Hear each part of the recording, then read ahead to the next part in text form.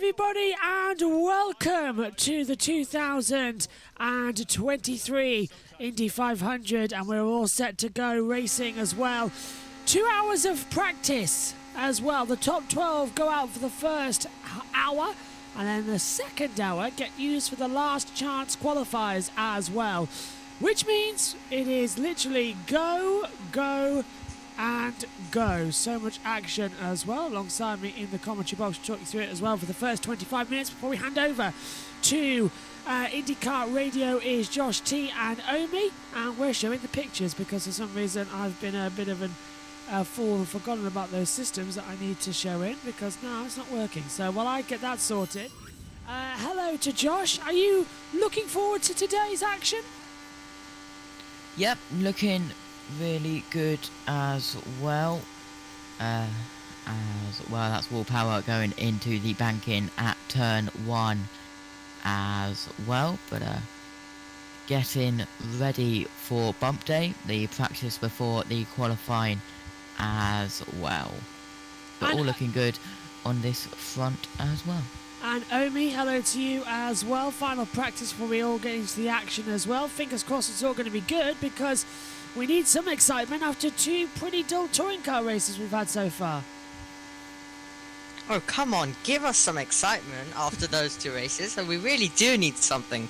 Very unlike touring cars. We'll see what race 3 does, but I have a feeling that Sutton might just, overtake and just go on to win. But yes, hopefully we're going to have a great day of Indy as well.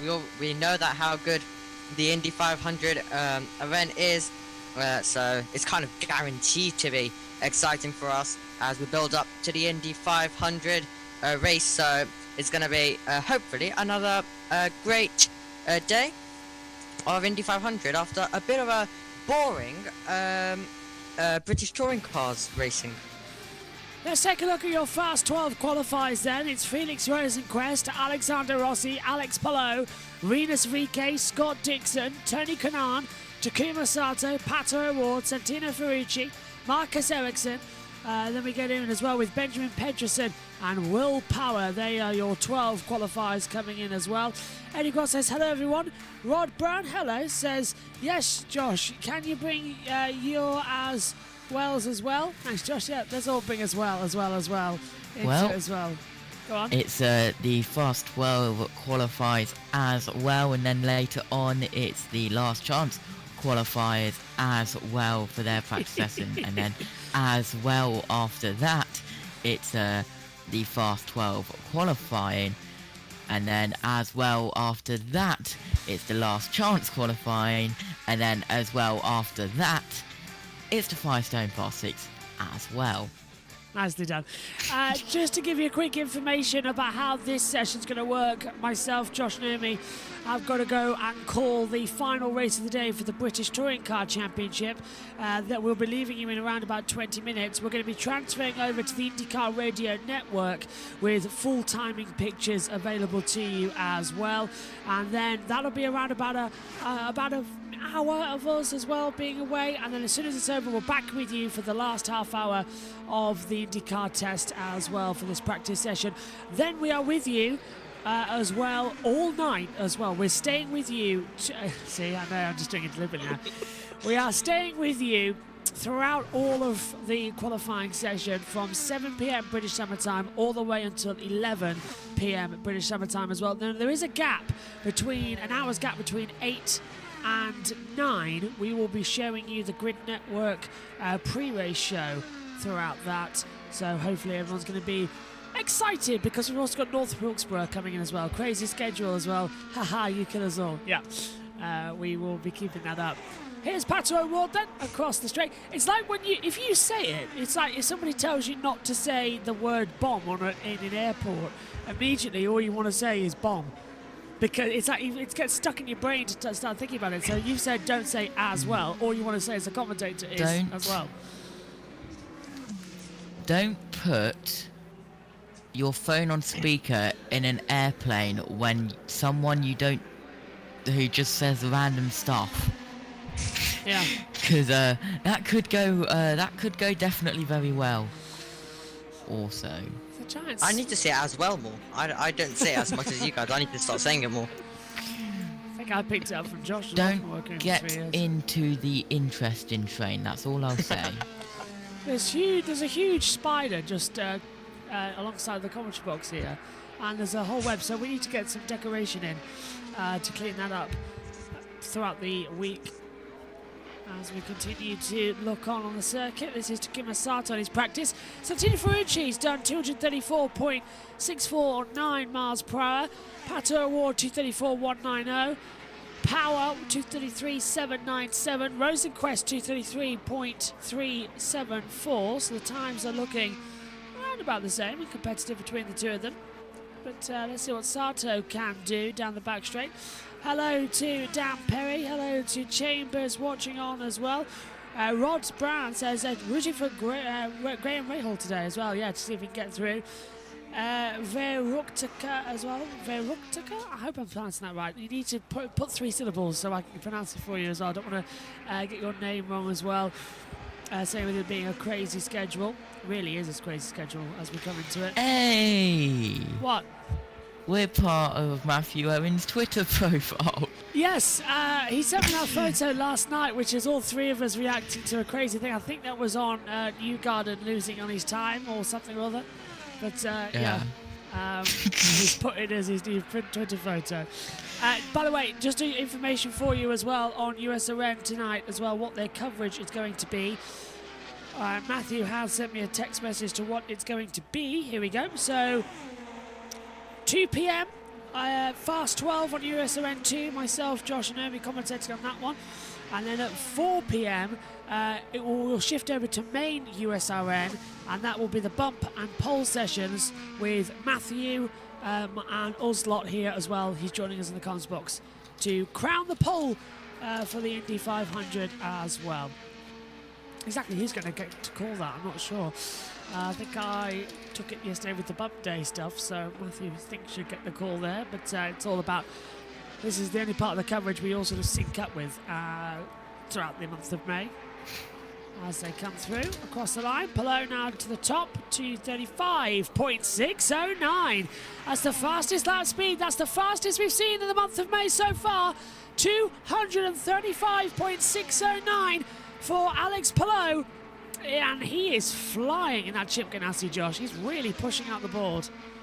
Yeah, if there was a as well jar and as well pot, it would be overfilling by now, and we would be very rich as well, or very poor, depending on how you look at it. Depending on who gets the pot. Yeah.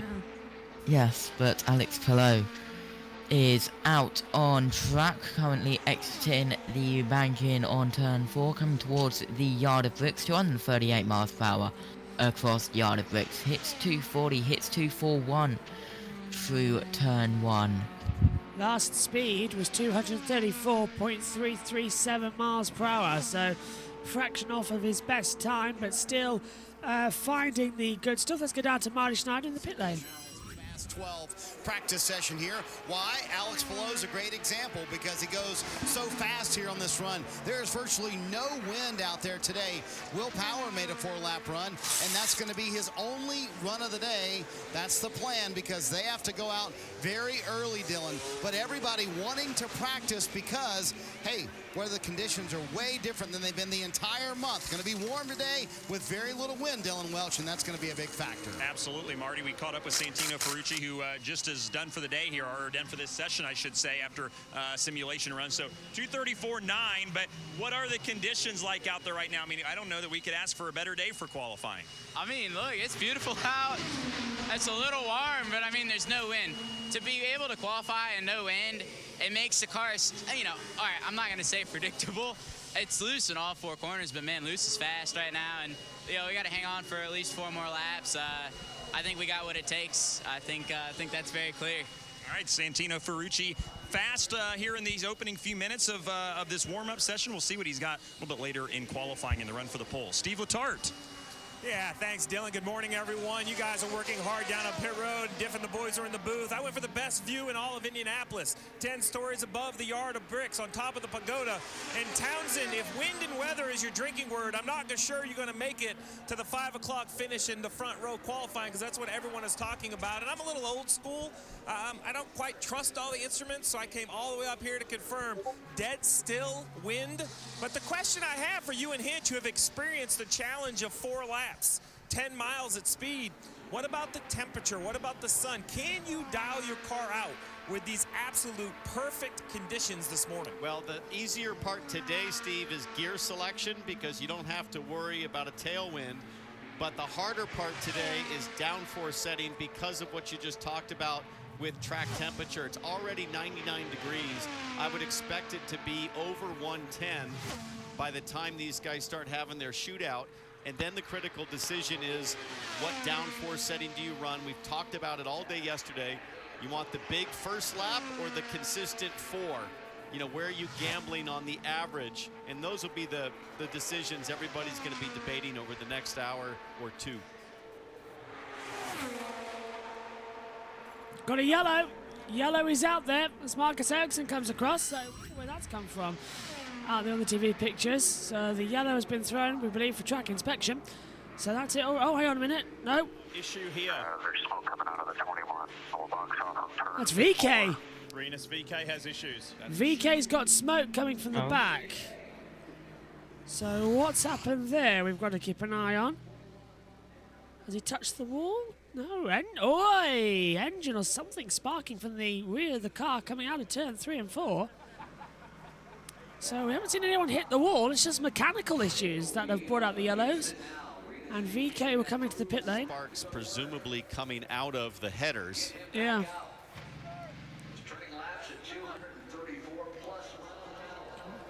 Can hear them shouting as well across the radio. So little issues coming as well. Just hoping that we're coming through.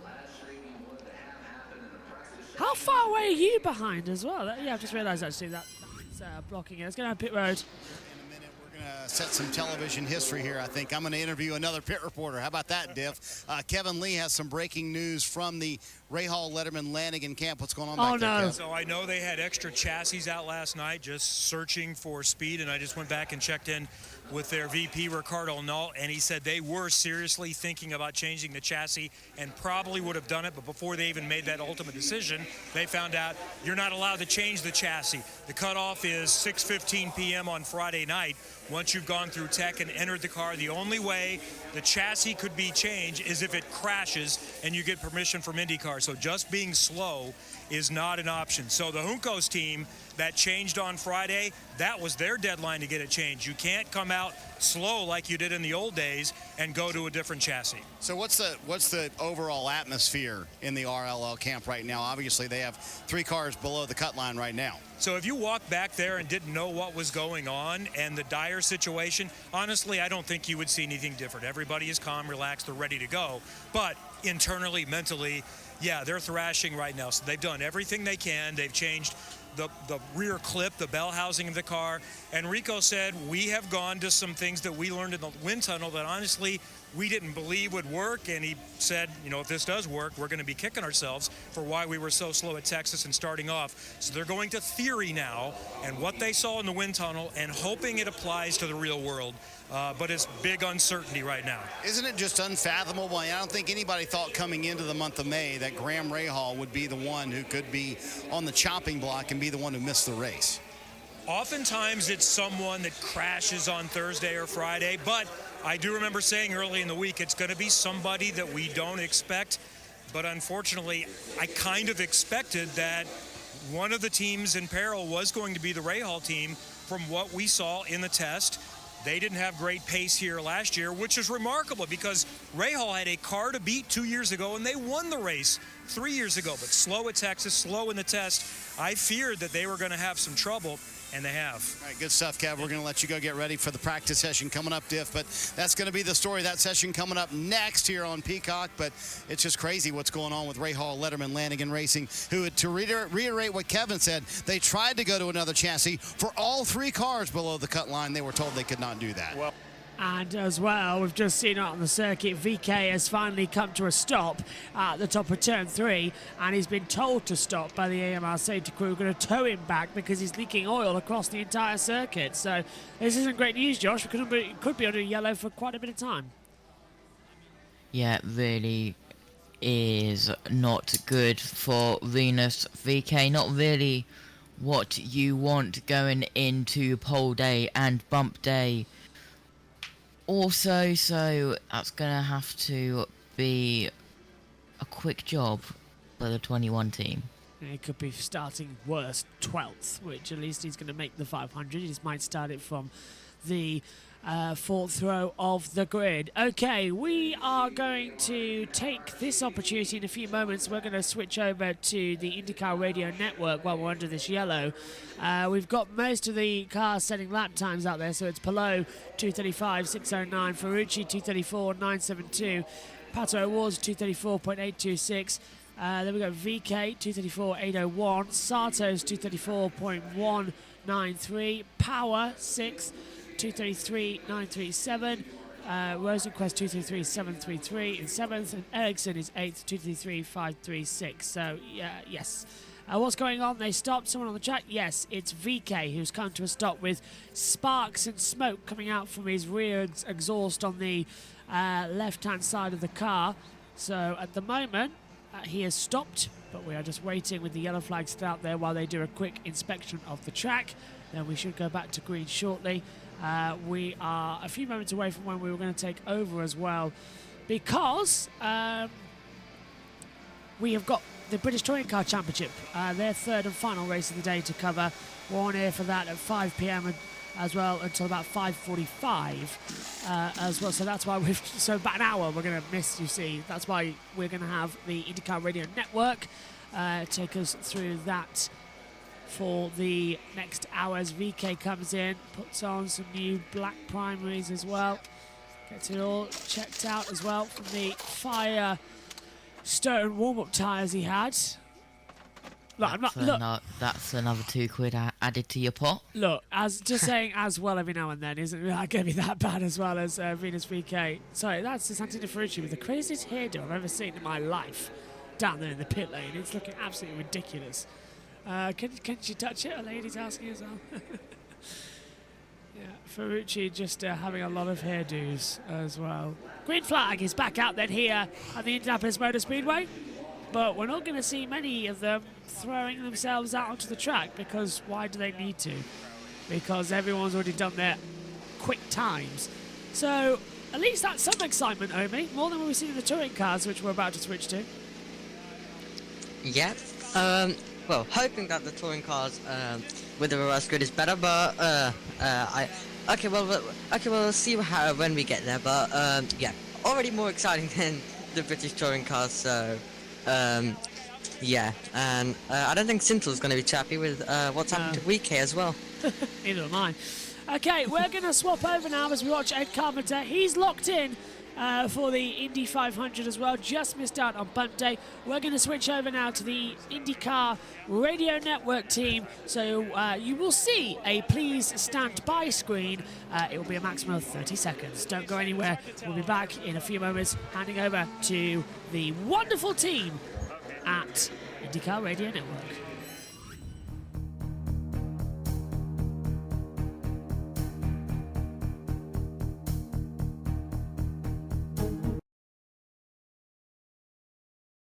And I said this before, the car that's on track right now, and that's his teammate Scott Dixon. Just kind of quiet, very personable. He's the IndyCar Radio Network team for the rest of the session. He's a clean race driver, and just kind of under the radar, so to speak. But boy, he gets it done. Well, I think too that if he finds himself in a position that he found himself in a couple of years ago, when he was racing Elio Castroneves for the win, I got to believe that outcome might be different, because he knows now. He knows what he didn't know then. Yeah, that's right. And, he's already a series champion. I mean, you know what I mean? So he learned so much so quickly, and because that's what good race drivers do, and the talent that he has. As we see Peterson on track right now, we see Elio Castroneves on track right now, just getting the laps for this final 12. But you're right. I just think that he has such a huge future. And I'm with you. As I hope, for selfish reasons, that his future's right here in IndyCar. Yeah, we need him, I think. I think he's good for the sport. He's a tremendous ambassador for sure. The question is, and I hear several people, well, Scott Dixon with his run yesterday, he was 5th quick, and let's face it, he knew he was going to be in the Fast 12, and, I don't like the phrase he's sandbagging. I don't like that because I just – there's so much. Look at Peterson, 235.026 out of that point car. You would know better than I. You simply can't do that here. No. Every time you go out, you better show what you have. Yeah, you should, and that's what you do. How about Erickson on top of the charts now? 235.6. See whiz, but Peterson, goodness. that 235.0 out of that Foyt camp. How impressive is that? And I'm looking. I see nobody at all in front. As a matter of fact, there is nobody. There is no toe there. That is a straight out, get down, getting after it right there. Track temperature at 101.1 and the ambient temperature at 71 degrees at 11:52 Eastern. And then he backs that third lap up. Actually, I didn't see the second lap. Third lap, 234.8. That's strong out of that rookie. Impressive stuff. Marcus Ericsson at 235.692. Alex Palou at 235.609. Benjamin Peterson, 235.026. Santino Ferrucci at 234.972. Scott Dixon, 234.958. Pato O'Ward at 234.826. 234.801 for Rinus VeeKay. Takuma Sato, 234.193. Will Power, 233.937. Felix Rosenqvist at 233.733. Davey just got a glimpse of that 21 car of Rinus VeeKay. It's on the toe strap, and it is headed back to gasoline. Yeah, it sure is. I see him talking to car owner Ed Carpenter, who, by the way, will go off 13th next Sunday for this the world's biggest race. And a great run by Ed, not quite in the top 12, but looks like that conversation is really quick. It's going to be back at the garage and get an engine change. And let's hear more from Rinus VeeKay, Alex. Rinus in the 21 car pit. Rinus, what seemed to happen out on track there? Car just started slowing down, which it wasn't supposed to do, so we'll take a look at it in the garage and we'll see what happens. Before that happened, the 234.8, how'd the 21 car feel out there during this session? 21 car felt fast.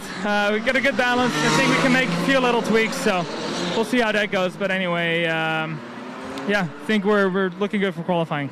Well, we'll let you get back to the garage area, and we wish you the best of luck. Thank you.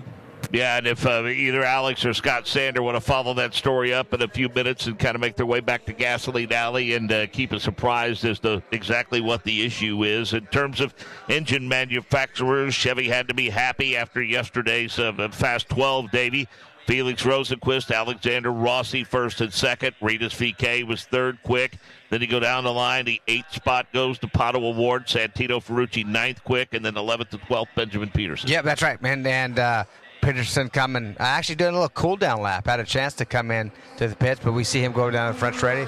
And that's what we do, just try to cool these cars off as much as we can before you get him into the garage, and that's what he's doing right there. But it's going to be a great shootout. There's, I guess if there's any surprises, one of them, there's only one Penske car in that 12th position right now. That's Will Power.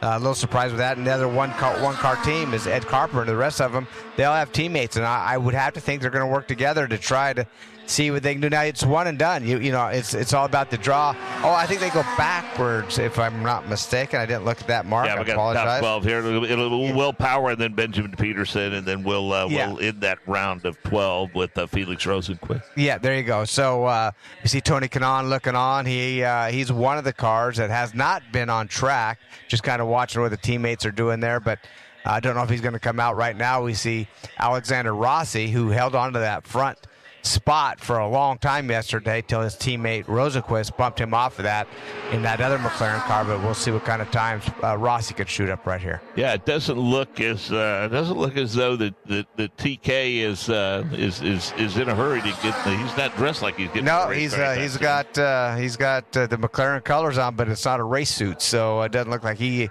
is even going to attempt to go out. They chose to to keep him in the garage for this practice session. Looks like. Yeah, so he would, as it stands right now, he would be the only one of that 12 to not go out because 11 of the 12 now. Yeah, that's right. A little surprising, I guess. As a driver, I think I would want to go out and just fill my car just to make sure what I have and not rely on my teammates. But on the other side of the coin, as Rossi shoots it up there at a 2:34.227.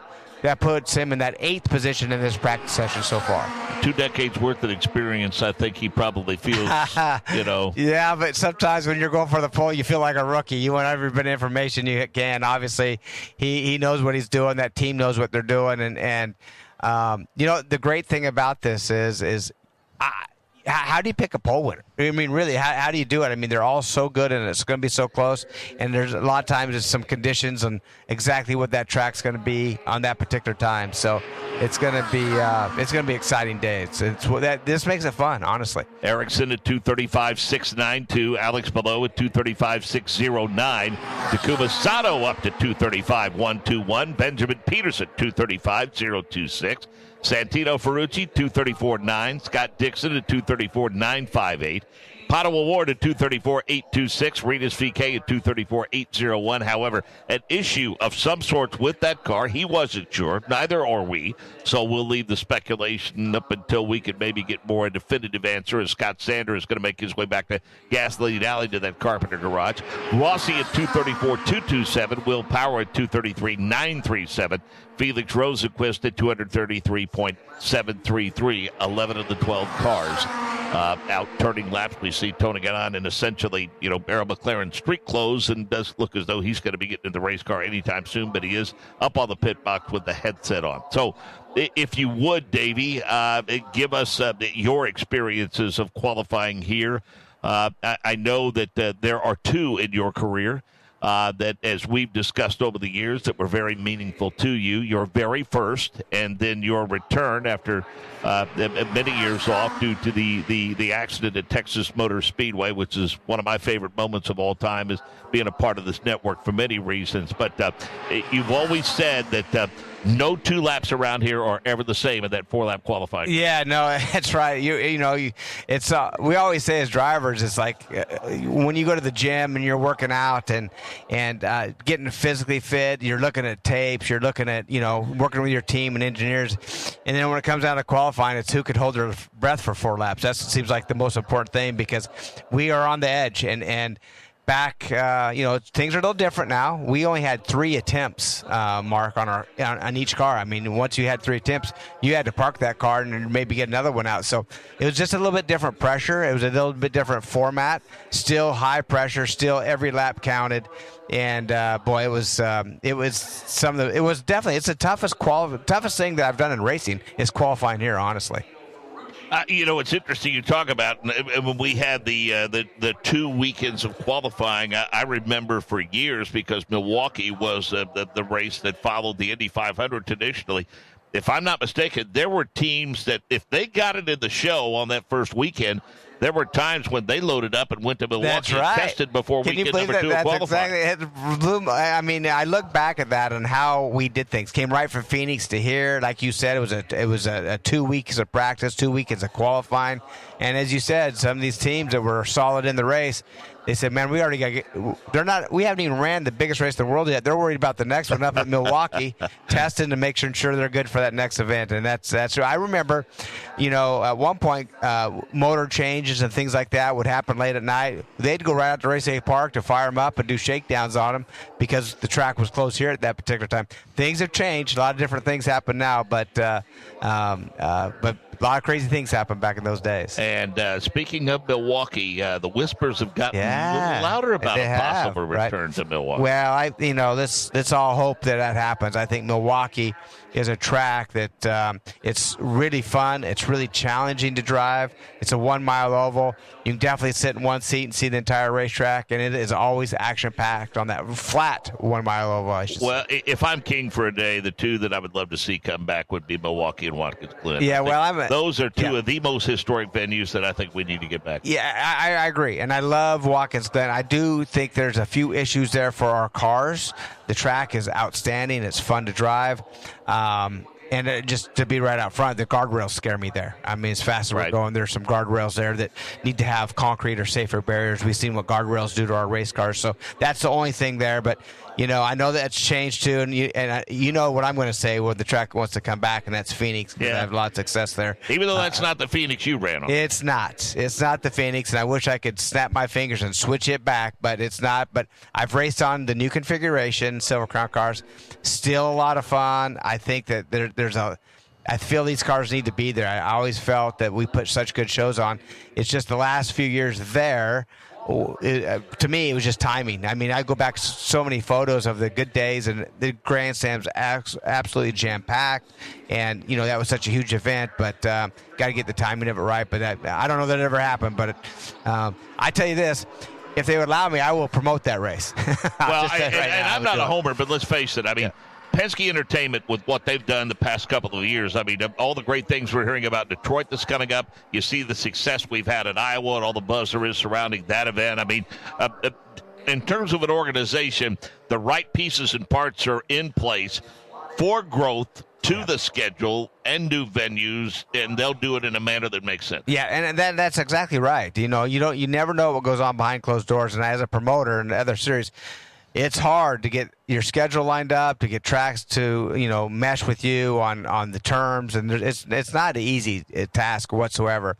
But I always said ideally, I know that we have 17 races, and I always said ideally for IndyCar, I would love to see a 20-race series and 5 races on short ovals, 5 races on large ovals, just like here in Texas and so forth, and then 5 races on street and 5 races on natural terrain road courses. And I feel like that takes the best driver in the world to compete on all 4 of those different kinds of racetracks.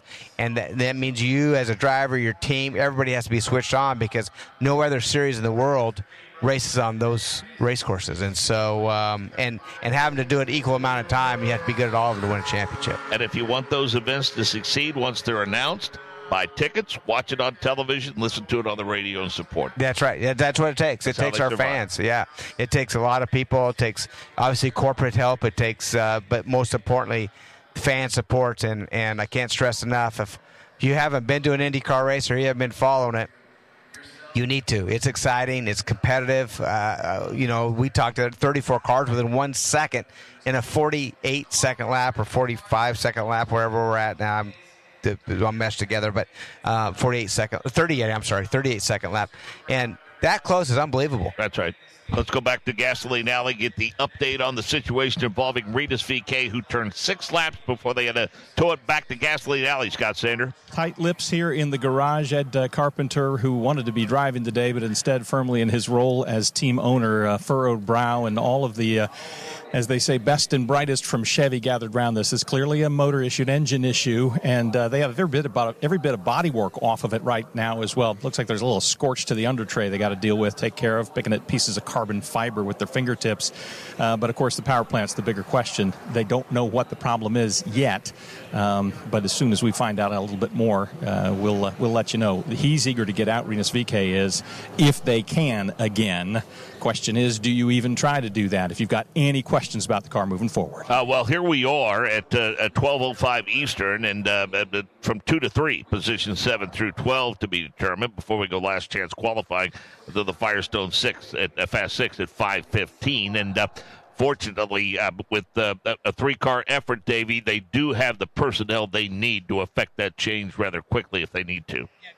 Exactly right. They'll make it happen. Yeah, no question about it. They have plenty of help. Obviously, this is the highest thing on the priority list is to make sure that is taken care of.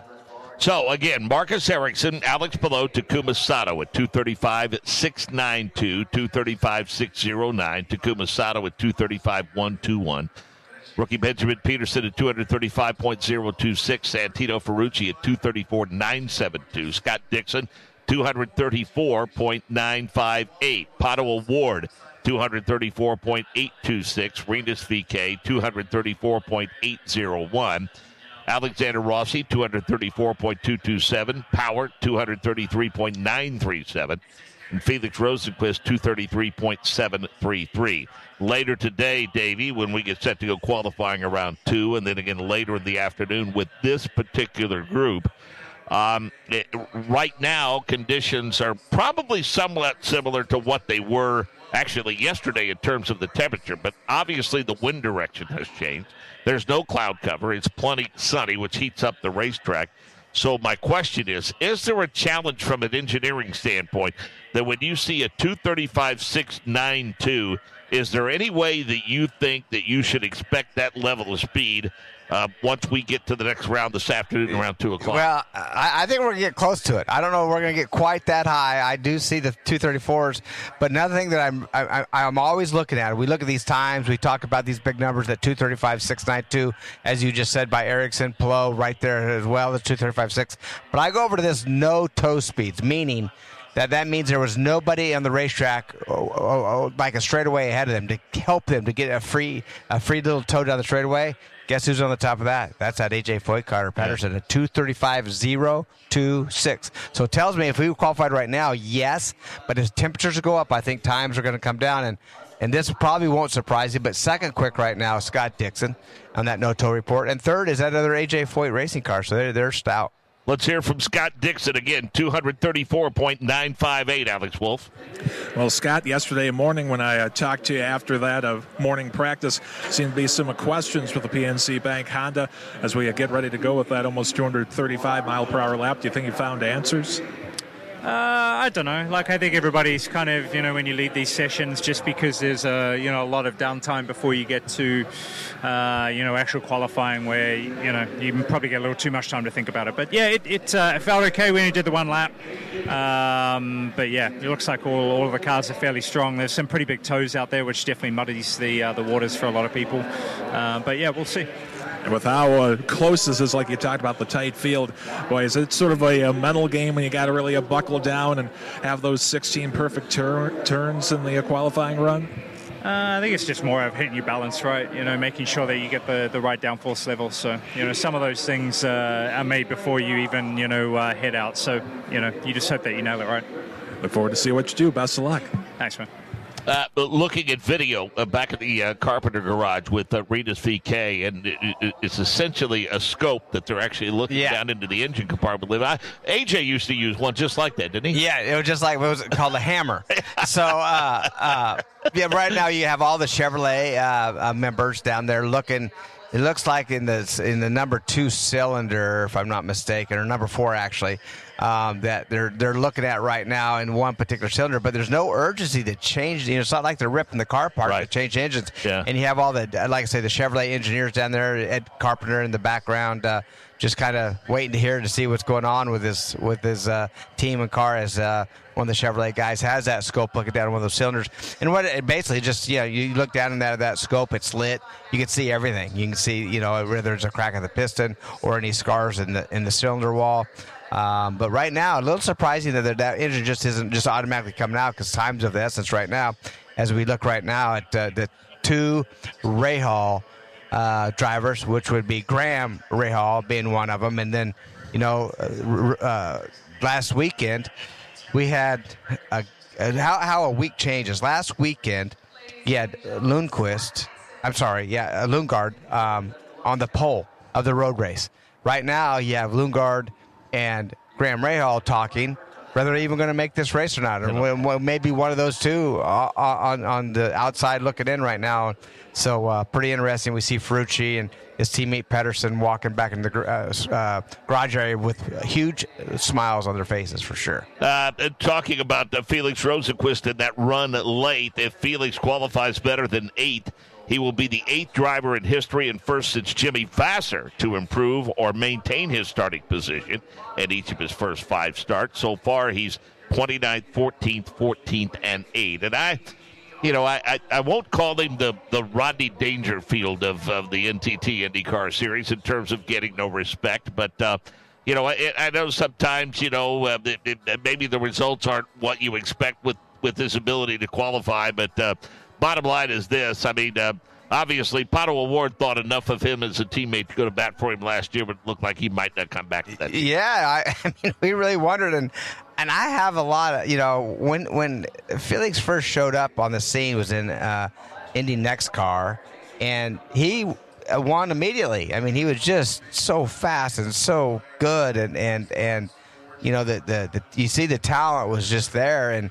when he came to IndyCar, I had a lot of high expectations, which I still do have. I just think that, you know, maybe he put a little too much pressure on himself. The situation wasn't just perfect every time.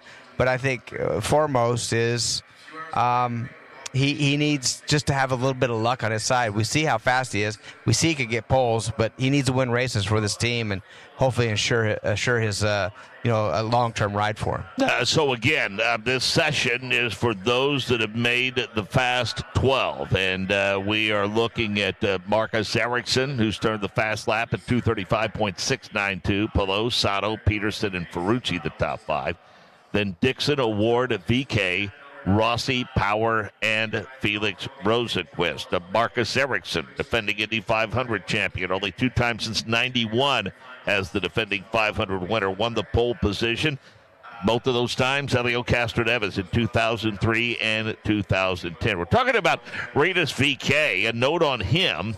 In addition to potentially joining Harry Hartz and Mario Andretti as the only drivers to start 4th or better in their first 4 starts, if he would qualify 3rd, he would join Harry Hartz, Jack McGrath, and Sage Karam as the only drivers to qualify in the same position for 3 consecutive 500. Wow, interesting. Now those stats, those are really good. Scott stats. Richards. I mean, that's not me. That's Scott Richards. Isn't that something good for you, Scott? We appreciate all that, and those are stats that I love. I actually love all the stats behind that you don't think of that are just automatically something to talk about, and that's pretty cool. That's a pretty cool one. Yeah, for sure. And but we just heard from Scott Sander back at Gasoline Alley, and we hope very, very soon to hear from Ed Carpenter. And now with the with things all quiet on pit road for all intents and purposes, and those that are in the round of 12 deciding that it seems as though that they have what they have, and so let's wait and see if we have what we have. Now the thoughts turn to the 4 cars that will be competing for the final 3 spots at the Indianapolis 500. And boy, much to the chagrin of Rahal, Letterman, Lanigan, 3 of them are from their stable, and none of them are Catherine Legg. She's in. Yeah, the only non-full-time driver they have is in this race. The full-timers are on the outside looking in. We know a minimum of 2 of them are going to make this race, but which 2 is it? Which 2 of those Rahal cars are going to make it? Is it going to be all 3 of them? It could be. It's down between them and Stingray Robb. And let's hear from Ed Carpenter now, Scott Sander. Focus firmly, of course, on his role as team owner. What happened to the car? Is it repairable quickly? I think so, yeah. I mean, there was concern we were maybe going to have to do an engine change, but the engine's fine, so have to replace a couple components, but we should have time to do that. It's going to be tight hitting the tech window, but I think, in cases like this, IndyCar will definitely give you a little grace. So we should be fine. We've got plenty of time. Talk a bit more about that. What would you hope as an owner that IndyCar would allow you to do to make sure the driver in the car is safe even before running a hot lap? Yeah, I mean, we're technically supposed to be in tech in about 1 hour from now. I think we'll be close to, we'll be right close to making that. So, there's rules in place for a reason, but they also tend to use common sense. It's clear that we're not up to no good. We're on the back foot a little bit here. Not ideal morning, but at the same time, we've got a great group of people here at ECR. Chevrolet's doing a great job helping us get this thing back in perfect condition, and we'll take a swing at it here in a couple hours. I'm looking at exhaust parts. I saw the undercarriage tray. They were picking at it with razor blades and fingertips. Something got hot. We know what it was? Yeah, I mean, we do, but I'm not going to say right now. We can talk about it later.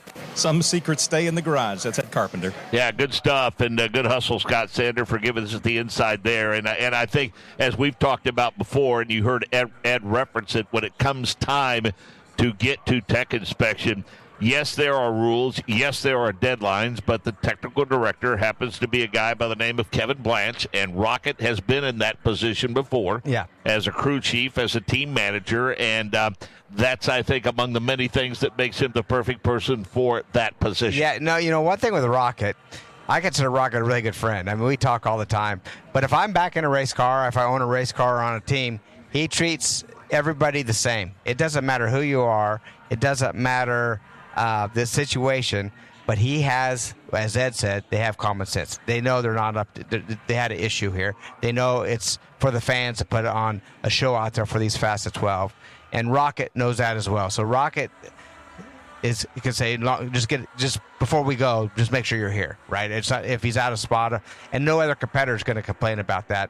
So he's fair, but he's very strict. I mean, you don't get away with anything with Rocket, and that's the reason he's there. And that's the kind of guy you need. I mean, you need to know, we all know this.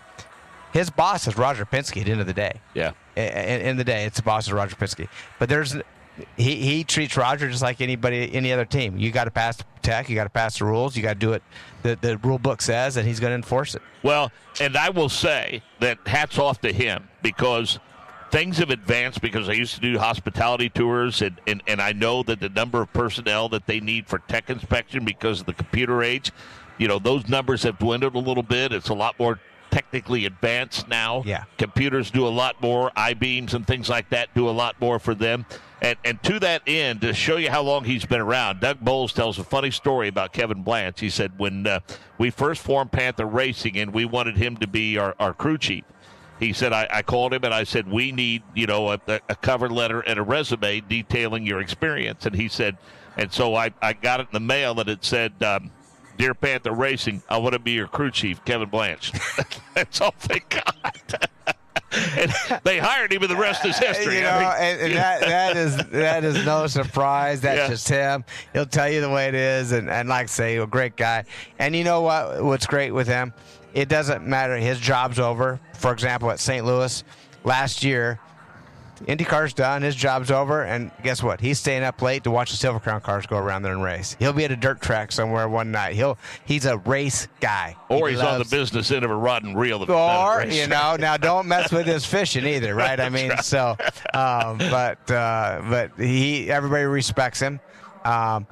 Everybody, you may get angry with him over something, but you always respect him, and you may have a disagreement, but the 2 seconds later you go to dinner with him. He's a great guy. He's just a great guy. So again, 11 of the 12 in the fast 12 have turned laps here. Marcus Ericsson is the fastest at 235.692. Alex Palou 235.609. Takuma Sato 235.121. Benjamin Peterson, the rookie, 235.026. Santino Ferrucci, 234.972. Scott Dixon, 234.958. Pato O'Ward at 234.826. Renus VK at 234.801. Alexander Rossi, 234.227. Will Power, 233.937. And Felix Rosenquist at 233.733 miles per hour. And again, Davey, 4 cars vying for 3 spots. And as we said, we heard several say about the prospects of 1 going home as opposed to 4 or 5 going home. And we'll talk more about that after we check in with Alex Wolf. Back in the Abel Motorsports garage and gasoline alley with the team manager, John Bruner. And John, yesterday, when it was getting close to that 5:50 deadline, I think it was Stingray Rob was out on the course, and guys were ending up 29th. And I saw Jacob Abel, some other people with phones. Were they trying to convince you the guys were locked in? What was the situation there? There seemed to be about 3 people shoving phones in your face.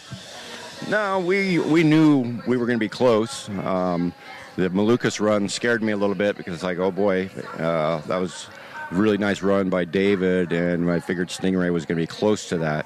But it was too late for us anyway. At that point, there was no way we could have made it back in the line, so we were just going to take our lumps. Well, you did not have to take your lumps there making the field. I guess I was sort of the hours since that happened been? I mean, has it been a celebratory mood? Is it still a business-like? Because there's still a big job at hand. What's it been like since Saturday evening? There's more smiles in the garage right now. The guys look a little more relaxed. I think everybody has a big sense of relief and really, really happy to have gotten it done on day one. But yeah, now it's back to business and trying to figure out how we're going to do pit stops.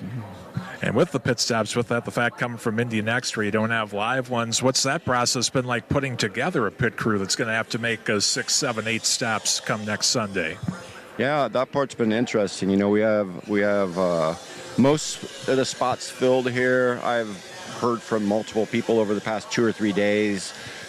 saying they'd be interested if we made it in. So I'm getting ready to return a lot of phone calls and get ourselves set up. Well, before you start returning those phone calls, just a couple more quick questions. For one thing, earlier in the week, you talked about some of the folks that you brought in from outside the Abel Motorsports umbrella, and talking about sort of the job of the body build, the good body build they had. What's sort of the things for fans? It's not as easy as just putting on the engine cowling and the side pods, things like that. It's sort of a puzzle that you have to really get for that good speed fit. Yeah, no, for sure. I mean, we sent the car out April, well, no, not April, probably into February to a professional to help make sure things fit together really nice when it came to the body. And then the building of the car, these guys have various amounts of experience in bringing it from other teams or whatever of, the little tricks of the trade, you might say, to tidy things up underneath and make sure everything aerodynamically is correct. And mechanically correct. And lastly, of course, the car can send itself around the track, at least at this point, 231 miles per hour. Just talk about the job that R.C. Anderson's done. He's just seemed to really get confident and check off every box you guys have had with your program this month. Yeah, R.C. Anderson has done an outstanding job. It's still just crazy to me that he's not a full-time IndyCar driver.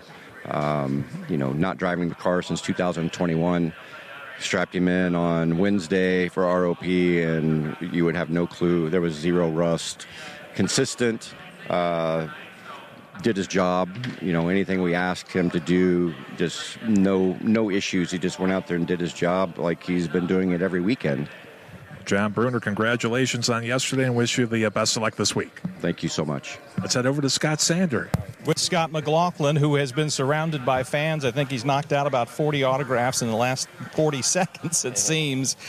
You are a racer who I'm sure would rather be wearing a fire suit and gloves and some nerves today. As a teammate, what do you view your role as today? Yeah, well, personally, this is the worst day of the year to not be a part of, but to have a teammate there, you just got to cheer on Will and help him in any way you can. He's very smart. He knows what he's doing, champion. There's a couple of things I noticed on his run that he didn't do that I did yesterday that I sort of told him about, and he sort of took it on board. So it's all about, we want to try and make, one of those Penske cars as far up as we can. So I'm starting 14th, Joseph 17th. We're not too bad. We're just got to keep focused forward. So it's interesting to hear you say that you may give a suggestion even to a Will Power who's won this race, and you certainly have the talent to, even at that super high level. Does each run potentially give some information that you'd never noticed before, or a condition that you've never seen before? Yeah, look, it's so tight out there, so things are constantly evolving. You've got to just work together as a team to make sure we get the best spot possible. But like I said, Will is, he's got way more experience than I do, especially in these circumstances. But if I can add anything, I'd love to help him. I do have to say that, since you've been driving one of the most notable cars for one of the certainly most notable teams, over the last couple of years, I've seen the fans really start to warm to you. You were one of the early stars of that TV series, the 100 Days to Indy. Have you found that they've started to embrace you the way that you've embraced this place? Yeah, absolutely. I mean, it's respect. They give me respect, I give them respect. It's an awesome thing. And, I really treasure, being able to drive the Yellow Submarine for Pennzoil here. And, the fans love it. And I know Roger loves me in the car, which is really cool. So, hopefully we can just put her in victory lane. Got to give him some applause for even on what he calls maybe the worst day for a fast racer. He's got a big grin as well, servicing all the requests of the fans. That's Scott McLaughlin. Yeah, good stuff from Scott McLaughlin. Talking about Will Power, that'll be his 274th career start if he wins pole. Only Mario in 87 and Scott Dixon, 17, 21, and 22 have won a 500 pole with more career starts. However, both Mario and Dixon had won Indy 500 poles before this.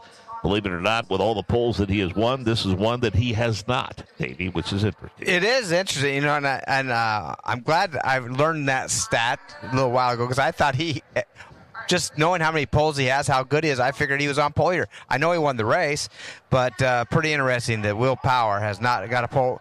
Unfortunately, I don't think that's going to change either. At least today, I don't think that Penske team has quite what it's going to take to get Will Power on the pole of this event. Now, things could change. Everybody has, little secrets up their sleeves, but I don't think that's going to be another pull for Will. Interesting to note about others in the Fast 12. We'll go back to A.J. Foyt Enterprises. A Foyt car has not qualified within the first 3 rows since Robbie Gordon in 2001 when he started third. The team has only once had 2 drivers qualify inside the top 12 since that year. 2018, Tony Kanaan, who qualified 10th, and Matthias Laced qualified 11th. Yeah, so that tells you right now it's going to break some records already, obviously, and get his cars back towards the front of the field. We know we've seen AJ in the front rows. We've seen AJ on poles, but as a car owner, just hasn't been able to quite get it up front like they want to. But today could change. That all could change, as we just seen with the no-tow report. It shows this car's first and third on the no-tow speeds. Matter of fact, Peterson first, Dixon second, Ferrucci third, as it stands right now. Now that could all change, but what a good confidence boost going into this Fast 12. To narrow it down to Fast 6, they'll know it. Then they have to go do it again. Well, the Fast 12. Just getting ready to wrap up their session here, and they've been inactive for about the last 15 minutes or so. Tony Kanaan, the only one not turning any laps. Marcus Ericsson, 235.692. Alex Palou at 235.609. Takuma Sato at 235.121. Benjamin Peterson at 235.026. Santino Ferrucci, 234.972. Scott Dixon, 234.958. Pato O'Ward, 234.826. Ritas VK, 234.801. A mechanical issue they think can be fixed before we go qualify. Rossi turned 10 laps, 234.227. Will Power, 233.937. Felix Rosenquist, 233.733. TK opting not to turn any laps. And the practice for the last row shootout is coming up. Let's hear from rookie Benjamin Peterson, 235.026. We did not know we'd be in this garage today. We did not know we'd be talking to one of the guys at the top of the speed chart in a rookie, but you don't look like a rookie out there all of a sudden. How did the day feel so far? Yeah, the thing is fast. Like, we did our fastest was the 235.0 with no tow. So, I mean, it's moving. The conditions are super nice today. No wind, really. So, just doing some fine tuning with the feedback from the first run to make it a little bit better for 4 laps. And yeah, next goal is just to get into the Fast 6 and then, fight for a pole. How do you not get ahead of yourself? Because what you said seems very important. You got to get into 6 before you can try to get the pole. How do you take it piece by piece?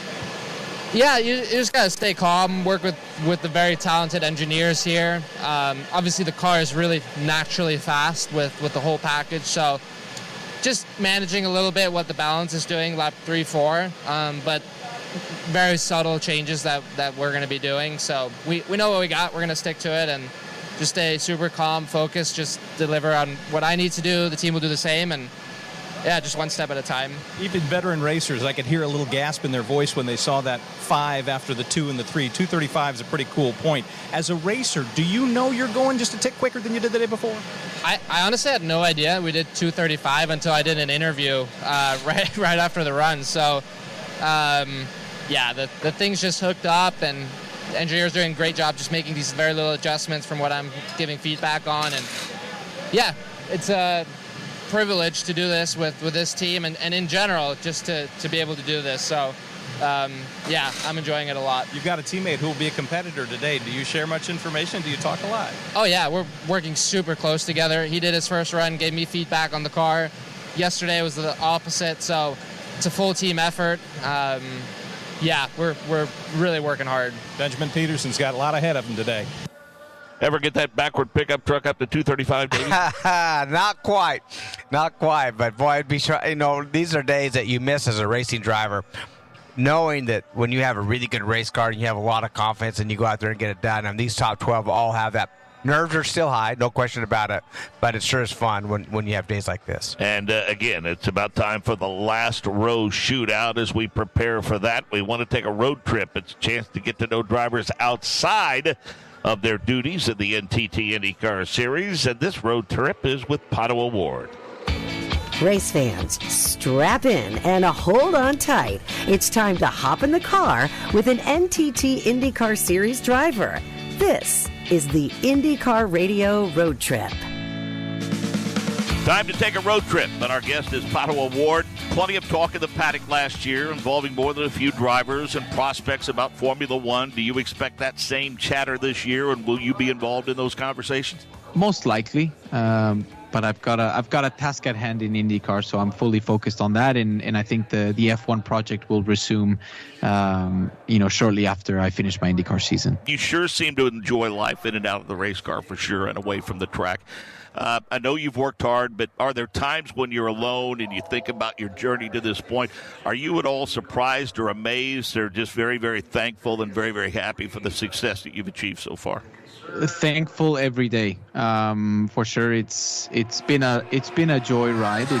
There's been ups and downs, just like in everything that's worth having. But yeah, there's not a day that goes by where I'm not thankful for what I get to experience, for what I get to do as a job. I mean, it's a dream job, and I love enjoying it. I like enjoying it with my loved ones, and it's all about the relationships that you do in your career and in your journey. That's what makes the victories and the highs of those weekends or stuff like that so much sweeter. Pretty vocal in your support of Felix Rosenqvist, which in addition to his talent and ability that you seem to help him.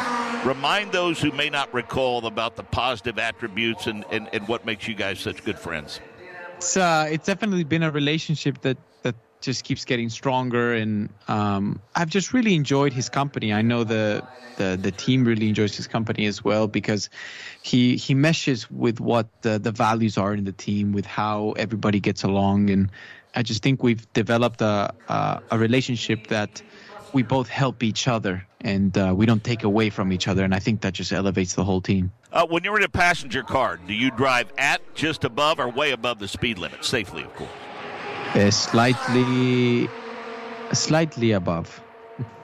Do you have to drive, or when you're with someone, are you okay with being a passenger, or does it depend on who's driving? I have to be the driver usually. I can ride passenger with my dad, or that's pretty much it. Just your dad. Yes. Instagram, Snapchat, Twitter, TikTok. Where do you either look or post first? I post on Instagram first. What dollar amount would you have to be offered to give up your cell phone for 1 week? For a week? Yeah. Honestly, if I could, I would do it for free. Sadly, I don't think I'm able to, because it's so tied to work. But if I could, I would do it for free. Do you prefer people not tell you secrets, or are you the kind of person people willingly share things with, knowing that they're going to stay with you in confidence? To my very close friends, they know that my lips are sealed if they share something. Should single people seek out dating advice from you? Are you good at it or not? I will never tell you what to do, but I will share my experiences. We've asked your teammates this question, so now's your chance to answer. Among the three of you, who has the best fashion sense, and who, in your opinion, has the worst or cares the least about such things? I have the best fashion sense, and I think Rossi cares the least. All three said you had the best, so you're on the same page in that regard. Well done. Good stuff. Thanks for joining us. I appreciate it, man. Thank you very much. It's a road trip. Thanks for taking it with us, Pato O'Ward. This has been the IndyCar Radio Road Trip. Stay tuned for more live coverage from the track all weekend long. Get your copy of the official Indy 500 souvenir program. Go to shop.ims.com. Good morning, sports fans from Indianapolis, Indiana. This is where heroes become legends, and legends become legendary. This is a special blend of speed, tradition, you just don't know what Indy means, and magic. Some of us lost it. This is the Indy 500, but you've never seen this 500. This is May. Get your tickets now at IMS.com. Now you can take us with you wherever you go. Download the IndyCar app for live streaming of every on-track session of Indy Next by Firestone and the NTT IndyCar Series. And after the race, follow and download our complete radio broadcast wherever you get your podcasts. Spotify, Apple Podcasts, or go to IndyCarRadio.com. Let's go, man. I love IndyCar racing. At home, at work, or at the lake. We're only a click away on your phone or tablet. If you're the kind of person that likes to drive a lot, and your car is a little older and out of the normal warranty, keep listening. What's going on underneath the hood of your car? If your car is out of warranty, you're at risk of expensive repair bills. Now, for a couple of dollars a day, you can get an extended protection plan for your car. You love your car, so why not give it a little extra care and make sure if something goes wrong, your bank account is safe. Literally, for a couple of dollars a day, you can give yourself peace of mind that you've purchased a top-tier vehicle repair coverage plan. Call the Auto Protection Network right now and ask how you could save an additional $500 on your policy. 800-958-6089. 800-958-6089. 800-958-6089. That's 800-958-6089.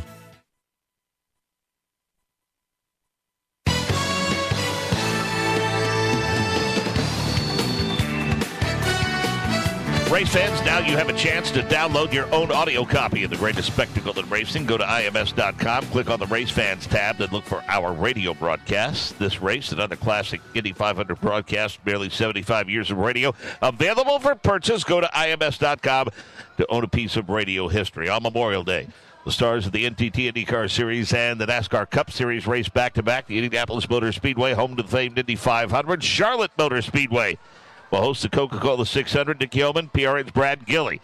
Have a complete preview of that day, looking at the top moments from both races over the years. So take a look at drivers doing the double, and you'll hear what this year's drivers have to say about that day. It's the greatest day in motorsports. It starts at 10 a.m. Eastern on many of these same outlets. Tune in. Great way to get your Memorial Day revved up. Speaking of getting revved up, the 4 cars getting revved up for the last row shootout. And Davey Hamilton, I firmly believe that sometime in the middle of tonight, Bobby Rahal is going to wake up in bed and think he's got a camera in his face. Yeah. What a day, especially for that Rahal team and Bobby in particular, being owner of that team and having 3 cars fighting for 3 spots. And none of them Catherine Legg. And none of them the Catherine Legg. Exactly right. The only other team in that situation, Stingray Robb, with that Del Coyne car. He needs to fight for a little bit of speed as well.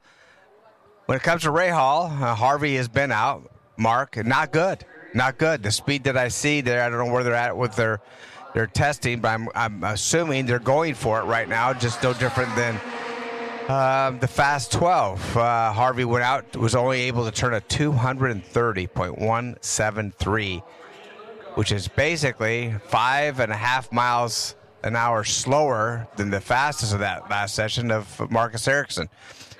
Then you got Felix Rosenquist, at the 233, the slowest, or almost a 234, the slowest of that group that went out earlier. And so he's basically 3 mile an hour, 3.5 mile an hour faster than that run that Harvey did. We see right now Christian Lundgaard. He's going to give it a roll right here. He's going to cross the start-finish line. I think this would be his warm-up lap. But looking on the Ricardo Nault is the strategist for Lundgaard, seeing his expressions on the timing, shaking his head like not good, and it was not good. Well, it's a 2:20, so that's a warm-up lap, but just I don't see or feel the confidence in that Rahal team. Couple of notes for them. Jack Harvey could become only the 3rd driver since 1969 to be the slowest of the field 2 consecutive years. Billy Boat did it. Marty Roth did it. Steph Wilson did not make a qualifying attempt in 2022, but did start 33rd. As far as Graham Rahal, only twice has a driver with at least 15 consecutive starts failed to qualify. Johnny Brunsford, 83.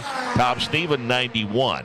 In addition, with 263 IndyCar starts, Only 2 drivers have had more career starts that failed to qualify. Rutherford with 312 and Paul Tracy with 270 starts in 2010. Very interesting. Those are stats. I love those stats, by the way. I continue to bring surprising stats like that. But right now, on track, let's go with on-track stuff. Back to a Rahal car. It's Lundgaard. Just made his first lap by 230.859. I don't think any of these drivers fighting for this last row are really confident and comfortable unless they're in the mid to high 231 bracket. And I think it's all going to really Stingray Robb. We've seen him getting ready to get in his car. He'd go out and get some laps. We'll see what those numbers are, and that's who they're competing against. It's 3-1 right now, but unfortunately, it's almost odds out is one of the Rahals. They seem to be slower than Stingray Robb on most occasions. Well, Stingray Robb at least has the benefit of knowing he has a teammate who put together a solid qualifying run at David Malukas late yesterday. And by the way, very solid qualifying run. What a great run, obviously, by Malukas, shooting it up, I think, in that 8th row, potentially between Marco Andretti. I know is on the outside of him. So, I mean, with some Simon Pagano on the inside of him. So, really good run by him. Lundgaard so far 230.859, and again it's a head scratcher for all 3. And if they knew what the problem was, they would fix it. And that has pretty much been the stat pad answer from everyone within the confines of that race team. An update from pit road with Alex Wolf. And in the pit of the people-ready Honda for Jack Harvey for Rahal Letterman Lanigan Racing, the engine cowling is off. They're taking a look at things. Just a few moments ago, they had the level out, checking the rear wing angle on that number 30 car. Jack Harvey sits with the umbrella shielding him from the sun. He's got the fans on. They're trying to cool things off. And so as that search for speed continues, Jack Harvey quietly sits. Any idea where you would start to look, Davey, with the issues that they've had finding speed? You know, I would think because it's fairly easy to look aerodynamically and make sure that the car is solid aerodynamically with the body fits and so forth. So I think that's the easiest thing. So I don't think it's there. The next thing I would go into is I think the rowing or anything that moves on that race car, the half shafts, the hubs, the gearbox, anything that's connected to that engine that makes it go faster. Make sure that stuff's all free and good to go. Then the last thing would be maybe just to see where the ride heights you have, cambers, casters, making sure the tires are doing the right thing. We just seen Stingray Robb. What was his first lap? Not good either. 231.21. Actually slower than the 2 other cars at Rahal Letterman at this point. Second lap by, slower yet. 229.973. Not going to be thrilled with that number either. So, man, I tell you, and when you have a team like Rahal Letterman, you do have a lot of race sources. And not anything against Coyne, don't get me wrong. It just seems like Rahal Letterman, the resources are there. They have a lot of really good people. They have a fantastic new shop up here. Just something is missing. And it's not missing on a car. It's missing on all 4 of those cars. And so it's just something they really have to dig deep and try to figure out what is slowing these cars down. And you got to remember, we're talking how slow they are. They're still running 230 miles an hour. They're still running very fast, but it's that 1 mile an hour that you need. The 230 seems to come pretty easy, but where's that 1 mile an hour that you really need? As you watch Stingray Robb, we talk about laps 229, 230. Is there anything you see about his line as he's doing a qualifying exhibit? Is there anything that you see that might be contributing in terms of his line to his slow speed? Yeah, not really. It looks like he's, like in a good line. He's using up all the racetrack all the way down, turn 4, down to that white line. Actually, a little bit below it. Uses all the racetrack coming off of turn 4 up in the wall. The only thing I see, that's his final lap, and that could be it. Maybe a little too much movement down the straightaway. We have tire stagger, meaning that the left side tires are smaller than the right side tires. When that solid rear axle helps you turn the corners. That does create drag down these straightaways, and if you go too low down the straightaway and let that stagger, it's free down the first part of the straightaway, but when you have to turn right to get set up for the corner, it does generate and create a lot of drag in that race car. A lot of, it knocks a mile an hour down. And what I've seen about not just Stingray Robb, but all 4 of these cars that are attempting for this last row is it seems like the gearing may be off just a little bit. I liked watching on the onboards, and I see the shift lights, and everybody's shift lights, you can set them up however you want. But I know pretty much what I'm looking for as far as where that RPM needs to be, where the mile an hour needs to be, and kind of where that shift light, which one comes on at what position. Going into 3 with Stingray Rob, I didn't see really any coming on going on that back straightaway, telling me they need to put some gear in that thing, get that thing up just a little bit at the very maximum horsepower. If you have a 235 mile an hour gear in there and you're only running 230, you need to change something around. His 4-lap average at 229 plus, talking about Stingray Rob. And when you hear drivers talk about using tools during their run, that level of experience that he lacks, could that have an impact as well, not knowing what to do and when? Yeah, I would say that is an issue. And we heard that several times out of Steph Wilson yesterday, right, Mark? He even has more experience than Stingray does. And after his second and third qualifying runs, he goes, I'm so disappointed in myself. I can't believe I didn't use my tools like I needed to. I didn't shift where I needed to. I cost myself some time. So even drivers with experience but aren't in these cars all the time, that there's an advantage there. We heard McLaughlin talking to Will Power. He goes, hey, I tried this during my run. It seemed to help just a little bit. So he's the only one in the top 12 that's talking about Power.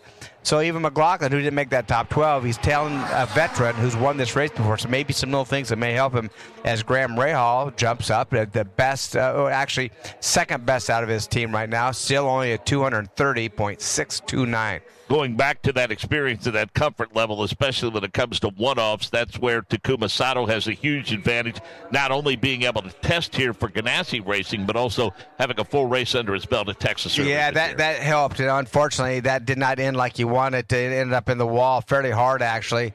But you know what? Anytime you get in the race car, and I can speak, as some drivers, not all, but some. Matter of fact, Tony Khan's one of them, and myself. We retired out of IndyCar racing as part-time racers. We weren't full-time. We came and we did the Indy 500s, and I did Chicago and Vegas and did some ovals after that. I kind of picked and choose. But I was still at a disadvantage because I wasn't in the car week in, week out, really being one with the car, being one with the team. And some of the hardest things to do, Mark, pit stops, just you said, getting down to speed where you need to without speeding in pit lane. Get into your box perfectly and wasting no time so your crew can get after your race car. And then leaving without speeding and then get back up to speed. Those sounds easy. It's just a pit stop. But those little things like that you don't do all the time is very hard, and then you can lose a lot of time. That's what we continue to say. At 200 miles an hour, which we're obviously well above that, that's 300 feet a second, a football field a second. So if I mess up 1 second coming down pit lane, I just lost myself a football field on the racetrack. To the end of that conversation, going back to the chat that we had with John Bruner not long ago, and John was talking about now that they have made the race. That's one of the things that they're focused on now is RC Ederson making pit stops. Yeah, matter of fact, even just trying to find the guys to do the pit stops could be interesting at this point. So I know John, he's been in this game a long time. Oh, sure. Abel and the Ederson family picked the right guy. They picked the right guy to come and try to do this one-off. Bruner, I remember a few years ago, he goes, I'm retiring. And by the way, he's my neighbor. He just lives right down the road but like we're out in the country, so he is about your 5 neighbors houses are 2 down. miles away. So anyways, it's always great. I'm retired. I'm done. And next thing, here he is at the Indianapolis, running full-time with Abel Racing, and then now here at Indianapolis just continuing to take on more challenges. But they did pick the right guy for the job, no question about it. And as it sits, let's go back to the chart just real quick. As it sits right now, if that was their qualifying runs and it was over, it would be Lundgaard, Rahal, Harvey in the Indy 500. It'd be Stingray Rob out of the Indy 500 if it stood as it does right now. Let's go to Alex Wolf. Down on the pit lane with a legendary Columbus, Ohio sports writer, Tim May. And Tim, you've come here to the 500 and covered it every year since '85, of course, in the Columbus area. Bobby Rahal is such an integral part of it. You've been here for the highest of highs, as winning '86 as a driver, the wins as an owner. But how much does this situation sort of eerily remind you of '93 when Bobby missed the race? It reminds you a lot of it. I mean, the irony of it being a 30-year, quote, anniversary of end quote, of something you don't want to be an anniversary is nuts. And really, the most interesting part about this is the fellow most in jeopardy, it appears, of whether they beat out Stingray Robb is Graham, his son and Bobby's son. And so, yeah, it just gave me goosebumps thinking about it, because what goes around comes around at this place, as you well know. The whole Penske team missing the race in 95. Bobby almost missing it at 94 till they switched to Penske cars.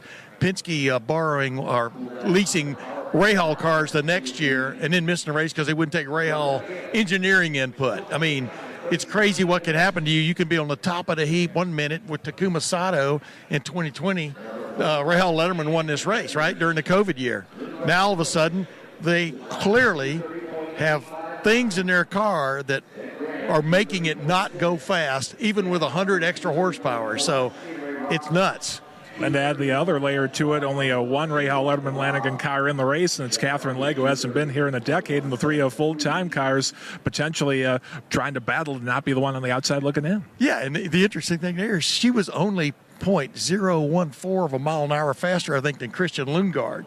Or she'd be one of the – I mean, she even pointed it out when I was talking to her after the qualifying yesterday. I mean, they're all in the same boat. Her boat just went just barely faster, and her lifeboat, I guess. So – yeah, it is, it's going to be interesting if this holds. I mean, obviously Stingray Robb has his own challenges. Of the guys who have run here this morning, he seems to be the slowest, which is, if there's good news for the Rahal Letterman Lanigan camp, it's that. But you still got to go out there and do it. We just saw a simulation from Graham where he went from 2:30 and a half to 2:29 and change on his fourth lap. That may or may not get it done.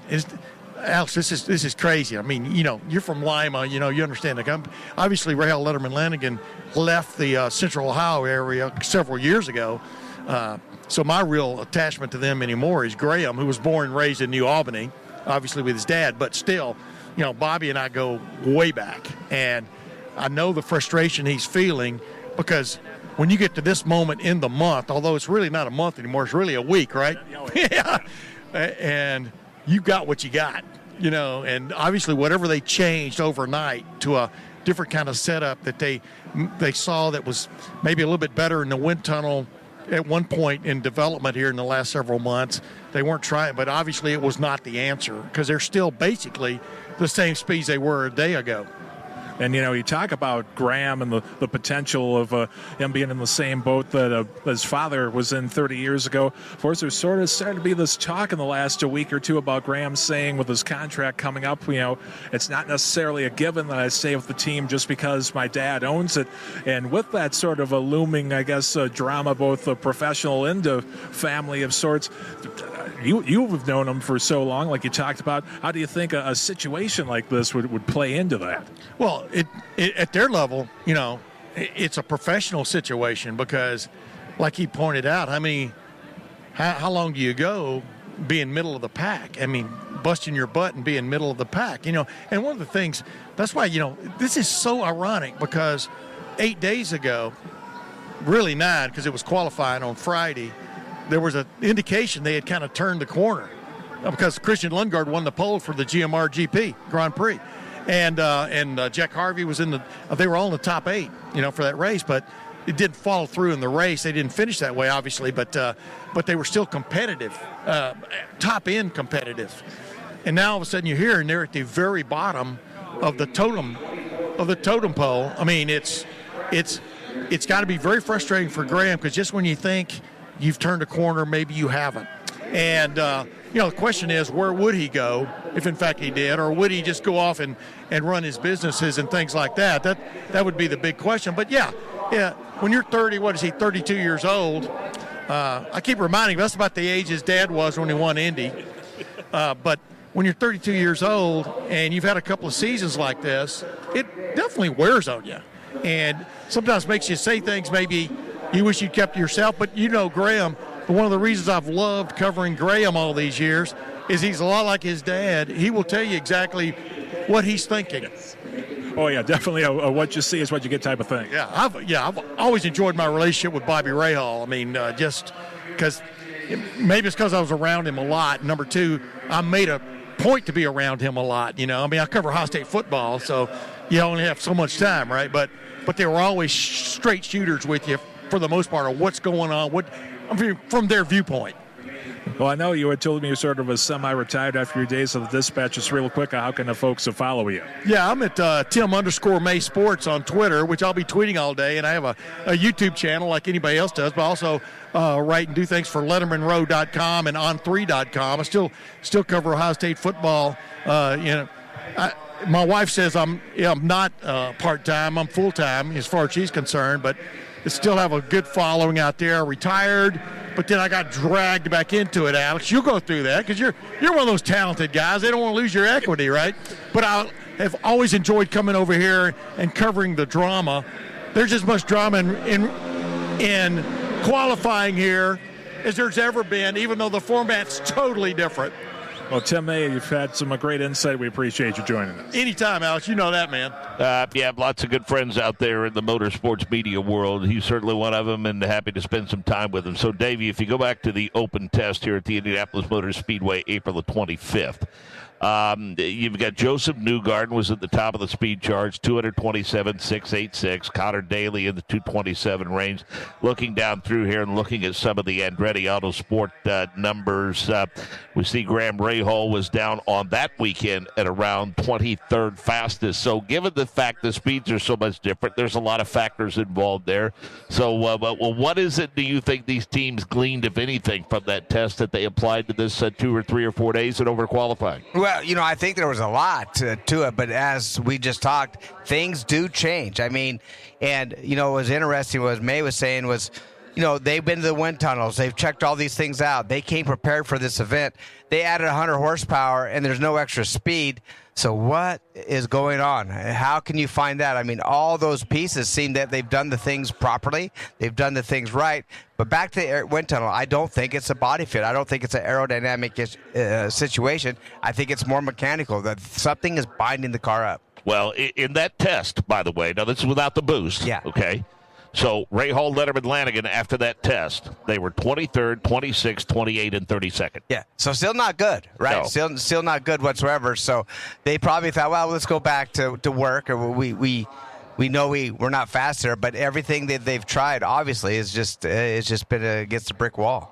And it looks like Stingray Robb is among those, and maybe even Graham Rahal poised to go out and turn some laps. Rahal, the fastest he's been, is 230.623. As Davey told you a few moments ago, Lundgaard is right now the fastest at 230.859. Rahal, the 230.623. Jack Harvey, 230.173, and then Stingray Robb, the slowest at 230.121. So you go out, you turn laps. So is it a combination of driver feedback and what the crew is seeing in terms of the telemetry? Because, I mean, there's literally dozens of transponders on these cars that they're always looking at. I'll tell you what, let's find out more about what the thought process is in the Dale Coyne camp with Scott Sanders. Dale Coyne's been through these wars before. How do you keep all around you the calm that you've earned over the years, both with your driver and your team, as you try to find a 10th here and a 1,000th there? Drugs. Do you care to share which ones, or do you want to keep those close to the best? The blue one, whatever that is. In all seriousness, you go out, you run a few laps. Numbers aren't great. They're not catastrophic. Is there anything to find out there? No, we put a different setup on the car for today. So now we got to tune that a little bit. We'll go back out again and make another qualifying run. Where the car was consistent that run. I mean, we don't look we're at the bottom of the time lapse, but we're not the bottom on a 4-lap average. So we get a little quicker and stay consistent, I think we're going to be okay. You got Charlie Kimball next to you, another guy who knows what it's like to try to put a car in this race and do it successfully, even on the final day. Does that sort of support for Stingray Robb help on a day like today? Oh, of course it does. I mean, Charlie's got great experience here and been with teams where he's been the only guy that's qualified, some pretty big teams. So it's all good. I think we're happy with where we're at. We have a little more work to do, obviously, but I think we'll be fine. That's Dale Coyne and his father's little helper, I guess. Well, if he gets in, just talking about Stingray Robb, Dale Coyne sets the record for most consecutive years with a rookie starter, 7, which would pass Dick Simon's record of 6 from 91 to 96. And I'll say that over the past couple of days, Davey, we found a much more jovial Dale Coyne he's awfully loose over the past couple of days. Yeah, yesterday he sure talking about letting his drivers sleep in, and yeah, now today funny. he's talking about blue pills. Yeah. So I mean, obviously they're working hard. I feel that they have confidence. I think the thing that gives that team hope is Malukas. He ran so darn quick, found a lot of speed, and so I'm going to have to think that they tried to take all that information and put it on Stingray Rob's car. And I'm sure Stingray, they had him look at the telemetry, the driving style, his line, everything that Malukas did, his teammate, and try to get Stingray Rob just to emulate exactly what they did with that car. The team's going to do the same. So I think they have a better opportunity to find speed with that Coyne car than right now than Rahal's do after this morning. I thought at one point, this morning we're going to come out, we're going to learn it all. And I really, with all the knowledge and the information that the Rahal team has, that they were going to find some speed. I figured they were going to come out and find some good speed today, but it just hasn't happened. Well, for all the concerns about the wind, there aren't any today because that windsock, it's not moving at all atop that scoring pile. Yeah, it's not at all. I mean, what a great day. And then that's when we see these low speeds. It's like, oh, wait a minute now. They should be breaking out some 233s, in all honesty. They should be quite a bit faster. So the obvious connection with you and Stingray Rob, both being from Idaho, and I know you spent a lot of time talking to him, communicating with him, sharing some ideas and whatnot. So from a driver's perspective, a young driver's perspective, I know when you engage in conversations with them as a veteran with your years of experience, I think that your opinion of them has a lot to do with the type of questions that they ask. So is he, from your perspective, always asking you the right sort of questions and always, wanting input from you about the right things? Well, here's the great thing. Not really. I mean, no Stingray. Obviously, we're both from the same state, and they do have some experience on his side. They have a guy that I think is very knowledgeable here, who's ran here before, who can give them good impact, and that's Charlie Kimball. Charlie Kimball is with him all month long. I think at most of the races, they chose him for a driver coach, which I think was a good choice. And, as we know, we love Charlie, and he does do a good job, and obviously he had some good success around here as well. So that most of the questions go to Charlie. And I think Charlie's doing all he can. I've seen him on the stand. He's looking at the telemetry. He's looking at all the numbers. And I assure you, behind the scenes, that he's working really tightly with Stingray Rob to try to figure out what he needs to change, if anything, to try to get the speed. Boy, in your early days, but when the IRL was formed, I remember walking around the paddock and seeing a lot of guys in terms of driver development walking the paddock to help young drivers out those days, guys like Johnny Rutherford, Allenser Sr., and the list goes on and on and on. Oh, yeah, without a doubt. And you know what? That was such an honor to be able to work with really people that I was on as a kid watching on TV, just, drooling about IndyCar and being in Indy 500, not knowing if I'd even be in this facility ever in my life. But then all of a sudden, like the Unsers, the Rutherford, and one of our favorites, Gary Bittenhausen, was down, and I never forget him sitting on the front of my car many times, looking me eye to eye, because we came from the same background, and all those, every one of them have helped me, and to have knowledge like that to be able to help you out as a racing driver, that was a real privilege, just to be able to try to soak in some of their experience. 2-hour session to start this day, and the first hour of it belonged to the Fast 12. Marcus Ericsson was the fastest at 235.692. He turned 11 laps. Alex Palou turned 7 laps at 235.609. Takuma Sato 14 laps at 235.121. Benjamin Peterson, 7 laps at 235.026. Santino Ferrucci turned 7 laps at 234.972. Scott Dixon, 3 laps, 234.958. Pato O'Ward, 6 laps at 234.826. Rinus VK turned 6 laps, had an issue that they think that they have a handle on. They hope to get it through tech inspection and get it out in time to qualify. 234.801 for him.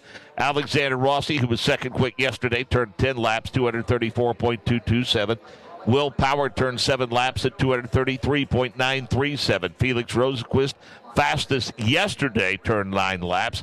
He's at 233.733. Among the last row shootout, Christian Lundgaard is the fastest so far. He's turned 7 laps at 230.859. Graham Rahal at 230.623.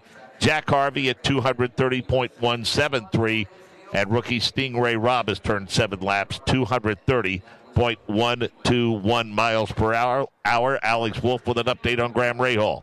And Graham Rahal has number 15 United Reynolds Honda in the pit box. And right now they have the engine cowling off, and they look to be making some adjustments towards the rear end of the car. They got the speedy wrenches out and trying to take a look at that rear suspension. They also have that very necessary tool when you get ready to go qualifying with the level, checking out the angles on the rear wing of the car so they get ready to go back out for another run. Scott Sander.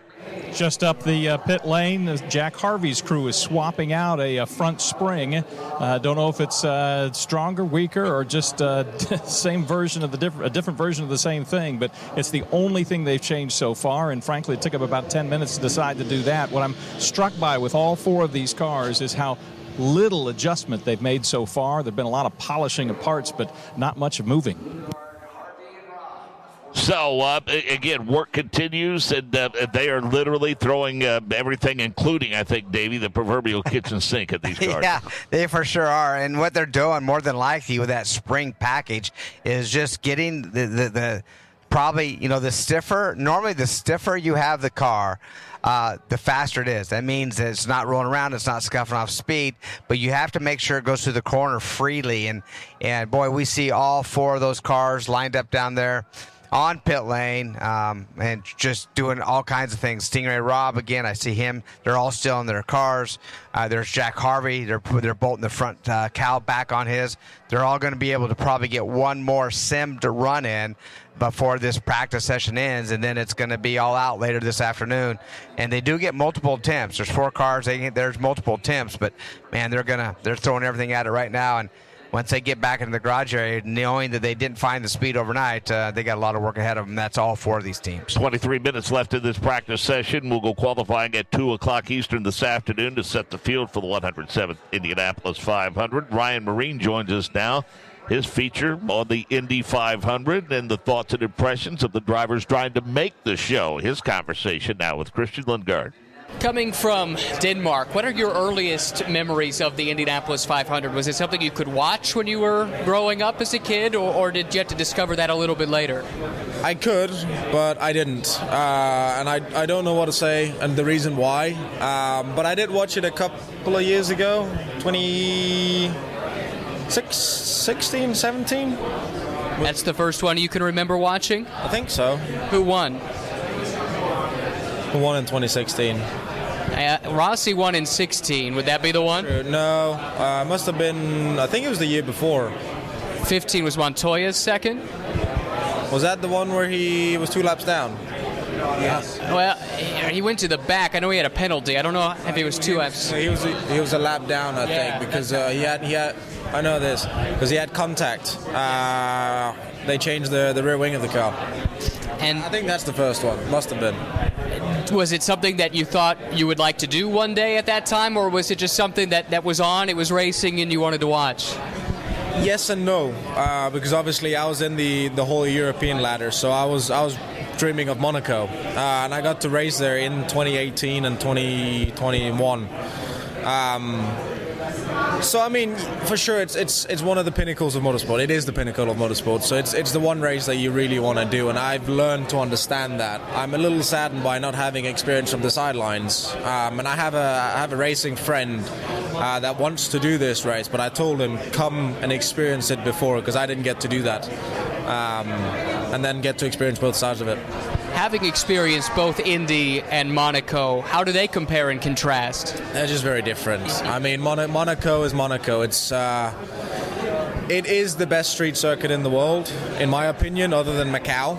But Macau is also a completely different type of track. So, I mean, driving around here, it's very different. It's you're driving at high speeds, but you're driving in circles. At Monaco, you also turn right when you need to. So it's 2 different types of racing in general, but I'd kind of say this is probably the coolest race. As far as the atmosphere of it, is that where maybe it is interesting? the 500 just can't compete with anything else. Or I should say nothing can compete with Indy 500. Understood. What would the significance of a win here mean? Have you, in the short time that you've been around this race, have you been allowing yourself to think about what it would mean for you to be an Indy 500 winner? I mean, I saw what it did to Marcus last year, so I see Marcus quite a bit off the track. So just seeing what it did to him, also I really like Marcus because he's a very humble guy, and it didn't change him as a human being, and that's what I like in people. But as a driver, it changed his life. So I can only wish that happens for me as well. Has the awareness of IndyCar, but the 500 more specifically, raised in Denmark with your participation here lately? I mean, looking at the pole last weekend, for sure. I apparently just figured out that I'd made 2 records in IndyCar. The first to start the 500 and first to pole it. From a driver from Denmark, yeah. So might as well be the first to win. Sounds like a plan. Good luck. Thank you. Hello. Good. How are you? Yeah, I think that he hit the nail on the proverbial head when he talked about Marcus Ericsson and seeing the impact that it's had, Davey, because, again, he succinctly said it changed his life, but it didn't change him. Let's hear from Bobby Rahal. Alex has caught up with it. Bobby Rahal sitting on the back of a golf cart watching his cars in this practice session. Bobby, I guess it's a situation where I could ask you if you know what happened with the cars with the speed, but if you knew it, you would have changed it. Is it at least a consistent issue with the 3 cars, or are they different issues for each of them? No, I think it's pretty much the same thing. We're just we're struggling with straight line speed, although both Christian and Graham had decent straight line speeds this morning. So I think it's a bit better. But we're not doing 233 laps either. So I don't know, it's weird. The car is really good in race configuration. Graham was real happy with it on Friday, but now that we've trimmed everything out and, you're going for, you're going, that 5 miles an hour faster, 10 miles an hour faster. We're just struggling on that front. But we'll be all right. I talked to Tim May earlier, and he was saying some of the area similarities between 2023 and 1993. And when you went through that experience, of course, there was sort of the difference of trying to have your own chassis and that sort of thing. But is it sort of those toughest hundredths and thousandths, or those last ones that you need to get into the show? Well, it's so close now. I mean, the gap between fastest and slowest is only like 3 miles an hour or thereabouts, and back in the 80s and 90s, it could be 10, 12 miles an hour. So you really have to have the car just close to being perfect in order to generate the kind of time and speed that you need. And if you're off a little bit, you're off a little, you're off a lot. And you just keep plugging away. 2 of our cars are going to be in the race anyway, and it's just a matter of we want all 3 in. You talk about wanting all 3 in, guaranteed 2 of the 3. Have to address sort of the elephant in the room. The one car that you have in is Catherine Legge, not a full-time competitor. Now, of course, we're dealing in hypotheticals, and you certainly hope that we don't get to this, but is there sort of been any kind of a discussion that if one of your full-time cars doesn't make it, you'd make a change with the 44, or is there going to be a situation of who's in is in and who's out is out? No. She qualified. She deserves to be there. She did a great job, and I'm excited for her. Hendrickson who's got a big manufacturing plant up in Lebanon, so local. They're excited about it, and she just did a great job, and under a lot of pressure, I might add, and so real happy for her, and we'll get these guys in. Well, we certainly appreciate you taking the time to talk to us, and we wish you the best of luck here this afternoon. Thank you. Yeah, I wouldn't call him confident, but I would call him optimistic. But I think, the speculation started immediately, Davey, when, it was obvious that 3 of their cars would have to battle it out with Stingray Robb. And, that's very reassuring to hear Bobby Rahal say that Catherine Legge is in and she deserves it. She's going to stay. Yeah, that's good to hear. I mean, she earned that spot. Bobby obviously never knew. You don't know you're going to be in these positions.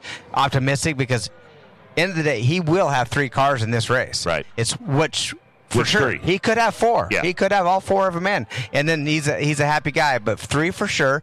If one does miss a show, he still has 3 in there. So obviously, that's not great, but on there, it's not the end of the world either. And he knows that. He's missed this race himself. He's won this race as a driver. He's won this race as an owner.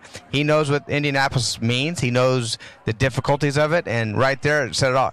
They don't understand where that straight line speed is. It's just straight line speed. Yeah, and if they're still searching, that tells you maybe it can't be found. Yeah, and it's still, that's correct. I mean, and it's someday they'll, you can go next year from now. We may be talking about all 4 of his cars being in the Fast 12. I mean, that's just how this place works. And as we just mentioned, in 2020 they won this darn race with Sato. The year before that, Graham Rahal, I really thought he was going to win the race. He was on pace to win the race. Had a tire come loose when there's a mishap in the pit stop, and he got into the wall. But that, I really felt that we were going to talk about Graham Rahal being an Indy 500 winner. So there you go. Just a few years ago in a row, how fast they are. Then here today, we're talking about the whole clan of them being in the back. We hear it throughout the course of the season, but when sometimes, maybe a practice session doesn't go particularly well, and then all of a sudden you hear drivers say, well, we found something. Not sure what it is, but we found something. Yeah, and that's what I really kind of expected, knowing that there's so many people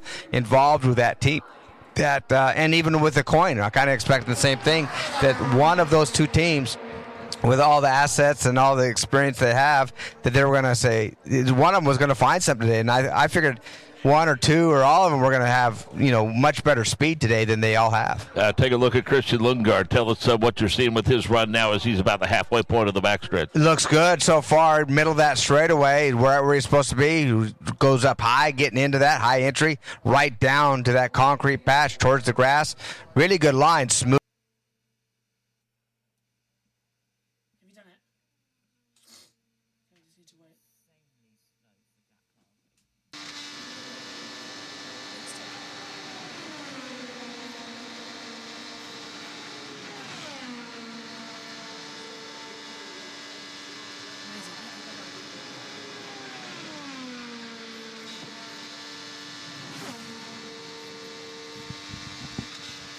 Everybody, welcome back.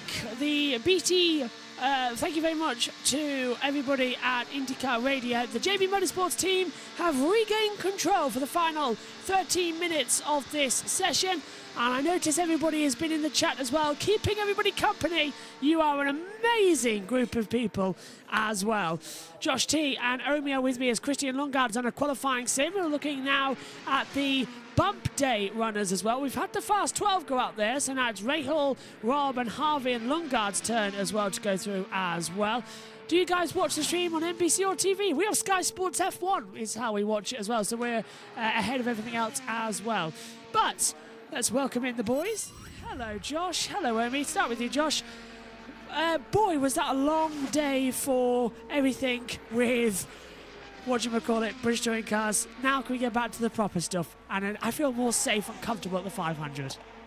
Yeah, hopefully hopefully Tele Monte Carlo won't take a jet over here to get back over here to do this TV coverage as well. But I've just pointed out just before we went on air to Omi, look how slow Jack, as soon as I say that, they take it off the TV pictures as well, but on the YouTube stream, look how slow Jack Harvey is to the rest of the field on his best 4-lap average speed. 2:16.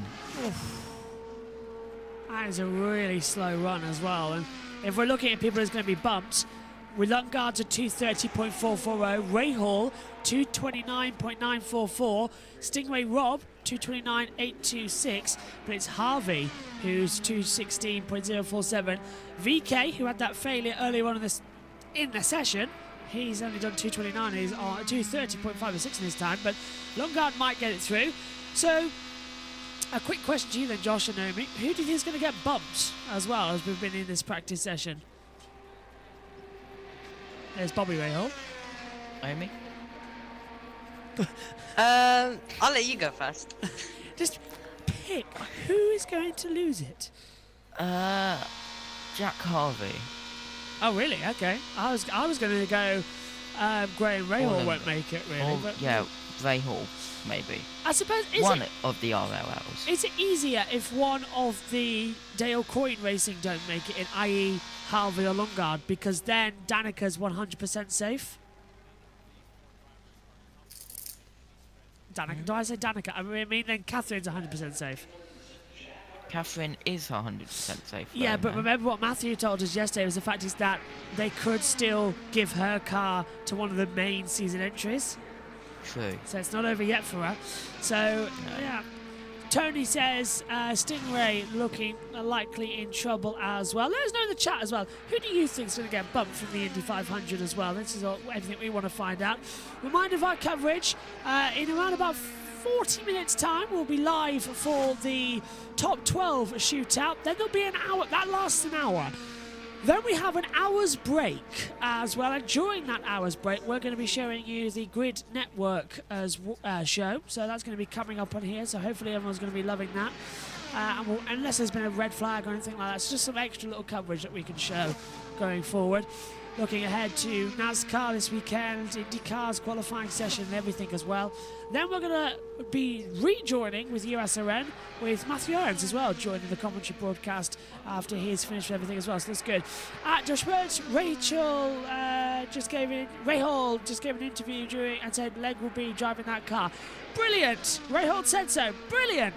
So 100% Catherine Legg will be doing it and will be driving as well the 500, because it was a worry that she could be forced to give that car up, but no, that's wrong, because she earned that seat, didn't she, Josh? She earned it last night, and definitely we're all heart in our mouths moments waiting for that, and she earned it. She deserves to race. Yeah, well, you can see our reactions on Matthew Owens' Twitter profile as well. That was quite good as well, but Jack Harvey out on track. Let's see if he can better his best 4-lap average speed. If he can't, I will be very surprised, with 8.5 minutes to go as he comes across the yard of bricks. Across the line, and his 4-lap average takes it to a 230.562 as well. But it's Marcus Ericsson who's top of the overall speeds, 235.692. Is his overall time, but look at Santino Ferrucci. He is the best 4-lap average, 234.649 miles an hour to below second, O'Ward third. So Ferrucci went out on that second run, he took it. Are we really considering that an American could start in an American flag livery, could start on pole position for the 500, Omi? That would just be magical. Yeah, it absolutely will. Also, I'll go for VK as well. I'll go for VK. Shintel ain't gonna be happy about that, but I'll go for VK as well. Jean de Boer as well, a nice nickname, love that one. When is the top 12 qualifying? It's in around about 38 minutes, coming up on 37. There is Graham Rahal. Looks like he's going to be prepared to head out on a secondary run as well. I just want to thank Josh as well, because my laptop, literally, as you probably saw if you're watching the touring cars, as soon as we come to the grid start, it died. So we've had to unplug the HDMI streaming capability camera-wise, and Josh is very kindly using his secondary laptop as TV pictures once again. As always, getting it in. Yes, of course. But honestly, we solve one problem with the IndyCar driver tracker, and then we get another one with the fact we can't show TV pictures. But don't worry, everyone. Guess what? There's a wonderful workaround. It's called PlayStation, and being able to use Discord and having a USB as a camera input as well. There's Bobby Rahal, the co-owner, of course, of the 15 of his son, Graham Rahal, the 30 of Jack Harvey, the 44 Catherine Legg, she's in, and the 45 of Christian Lundgaard. So it's Rahal, Harvey, Lundgaard, and Stingray Rob have got to go through in the next one as well. Tony Racer says, USA, USA, USA. iSport VK, let's hope pole, says Jean de Boer as well. Fingers crossed. VK, though, with a problem in the last session. Going to have a little bit of a worry going into this one. Fingers crossed, though, he's going to be all okay. So, the 107th running of the Indianapolis 500 will be in less than 7 days' time when we go green as well. 5:30 p.m. British Summer Time, 11:30 a.m. Eastern Time as well is when the green flag will fall on the race, and today we decide who lands up on pole position. After this, tomorrow you can join us for practice 8 on Monday, and then next Friday it's carb day as well. USRN taking you through a little bit of that while we cover some things with Monaco, and then we're back straight away covering all of the action as well. I think we're going to do like a half and half, because I think Megan's going to be in the comms box ready for carb day as well, as she returns to us next weekend for a literally Sunday-only appearance in Monaco and the 500. She's not in any of the practice sessions, she's not in qualifying. She literally will only appear in the race and disappear straight after as well. Rahal, I think, isn't going to do a run, or is he? Yes, he is. He's going to fire that up and head out there with 5 minutes to go, with the track getting to themselves. Let's go down to pit lane quickly for him. Of the 4, what was the experience, and how well does it set you up for qualifying later today? To be honest, it feels pretty similar to yesterday, and I know we've changed a lot of things overnight that we were allowed to do, so it's a little frustrating that we don't seem to be able to find some speed, but right now, like you said, it's plan A. We're the fastest of the 4, so that at least gives us a little bit of breathing room for later. But again, we got to get all 3 cars through. That's also plan A, so which is what it's looking like right now. So for a driver then who may have the same car that he has, even if they changed everything, is it simply about execution, and how much do you sleep on that and just go through that in your mind? Honestly, you know, I was very frustrated yesterday, but I'm also a very positive guy, and I look at it on the bright side. We only got to beat 3 guys today, technically only 1, you know, to make it through and be in the game. But it's not the position that we want to be in. But the positives is we still have a chance. We're not out yet, so we'll keep digging. And I told the team, I mean, what can we do about it? We gotta dig deep. Yesterday was a very frustrating day, but we can't change it now. We got to look forward and do the best we can with what we got right now. Christian, thanks. Lee, love that attitude. I just think to myself, wouldn't you like to have Christian Lundgaard on your team? Well, just think about the seesaw effect that he's experienced here at the Speedway over the last week. Got his first career pole. Congratulations from, you know, the greatest ever at Le Mans, his countryman Tom Christensen. And now, you know, a week later, things so different as Stingray Rob gets a little bit... Hey! Stingray Rob is really pushing it. His first qualifying simulation lap here, Josh, as well. At 2:30 as well. I'm just having a look at on the board here. 2:30.538 on his first run. So he's not holding back. He's certainly going for it to see what he can do. Yeah, he really is. He comes across the yard of bricks now. The other car out on track is 51 reversed. It's the 15 of Graham Rahal, who is currently going down towards turn 3. Meanwhile, Stingray Rob exiting turn 2. His average lap time is 2:30.346. His lap 2 is a 2:31.54 as well. So he's finding the pace and finding the time out there. It's not too bad. Will this be enough to get him into ahead, crucially, of where Lundgaard is? Discount VK's time, because VK never got a proper run before he had a little bit of a problem. But anyway, he's in the 500, 100%. You've got to really watch for Lundgaard as well.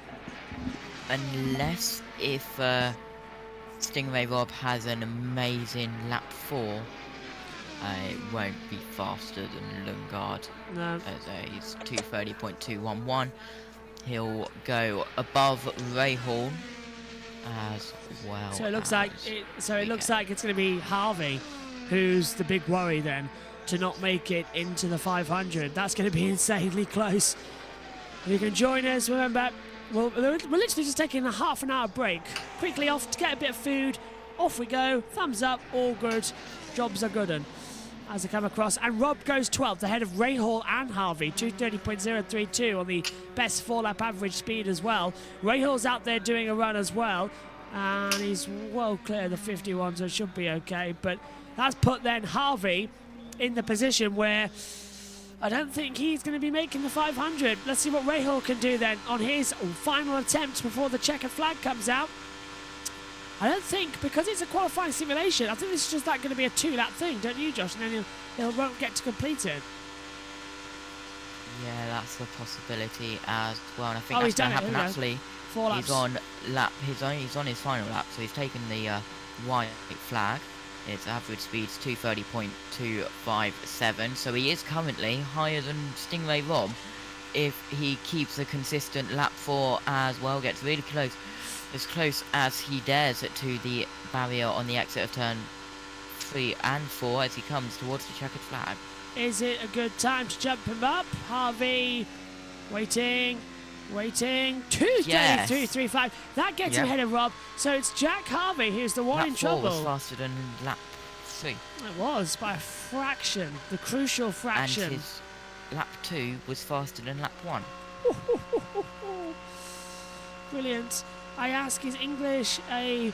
I asked, is England a peninsula? I'm not actually sure. Is England a peninsula? I don't actually know. It's an island. That's what I know. England's a very own island. Somebody Google. We live here, we don't know. Checker flag is out then. Session's over. So the best 4-lap average speed puts Ferrucci on pole with Pato O'Ward, Sato, Power, Rossi, Ericsson, Rosenquist, Peterson, Lundgaard, and we're waiting for everything else to drop down after the top 10. Remember, this is how the qualifying format will go. In 30 minutes' time, you can join us for what will be the top 12 qualifying. Then that'll take an hour, and after that, we will have an hour's break before going over as well. We'll stay on here on YouTube. Then we are going to go for the last row bump day format. And straight after, it'll be time for the Firestone Fast 6 to set the pole position for the Indy 500. That's it then from us for 29 minutes. Go get ready, set up for day 2 of qualifying. That's coming up next. Well, thanks to Josh and Naomi and to the incredible team at IndyCar Radio Network for helping us out here in this session.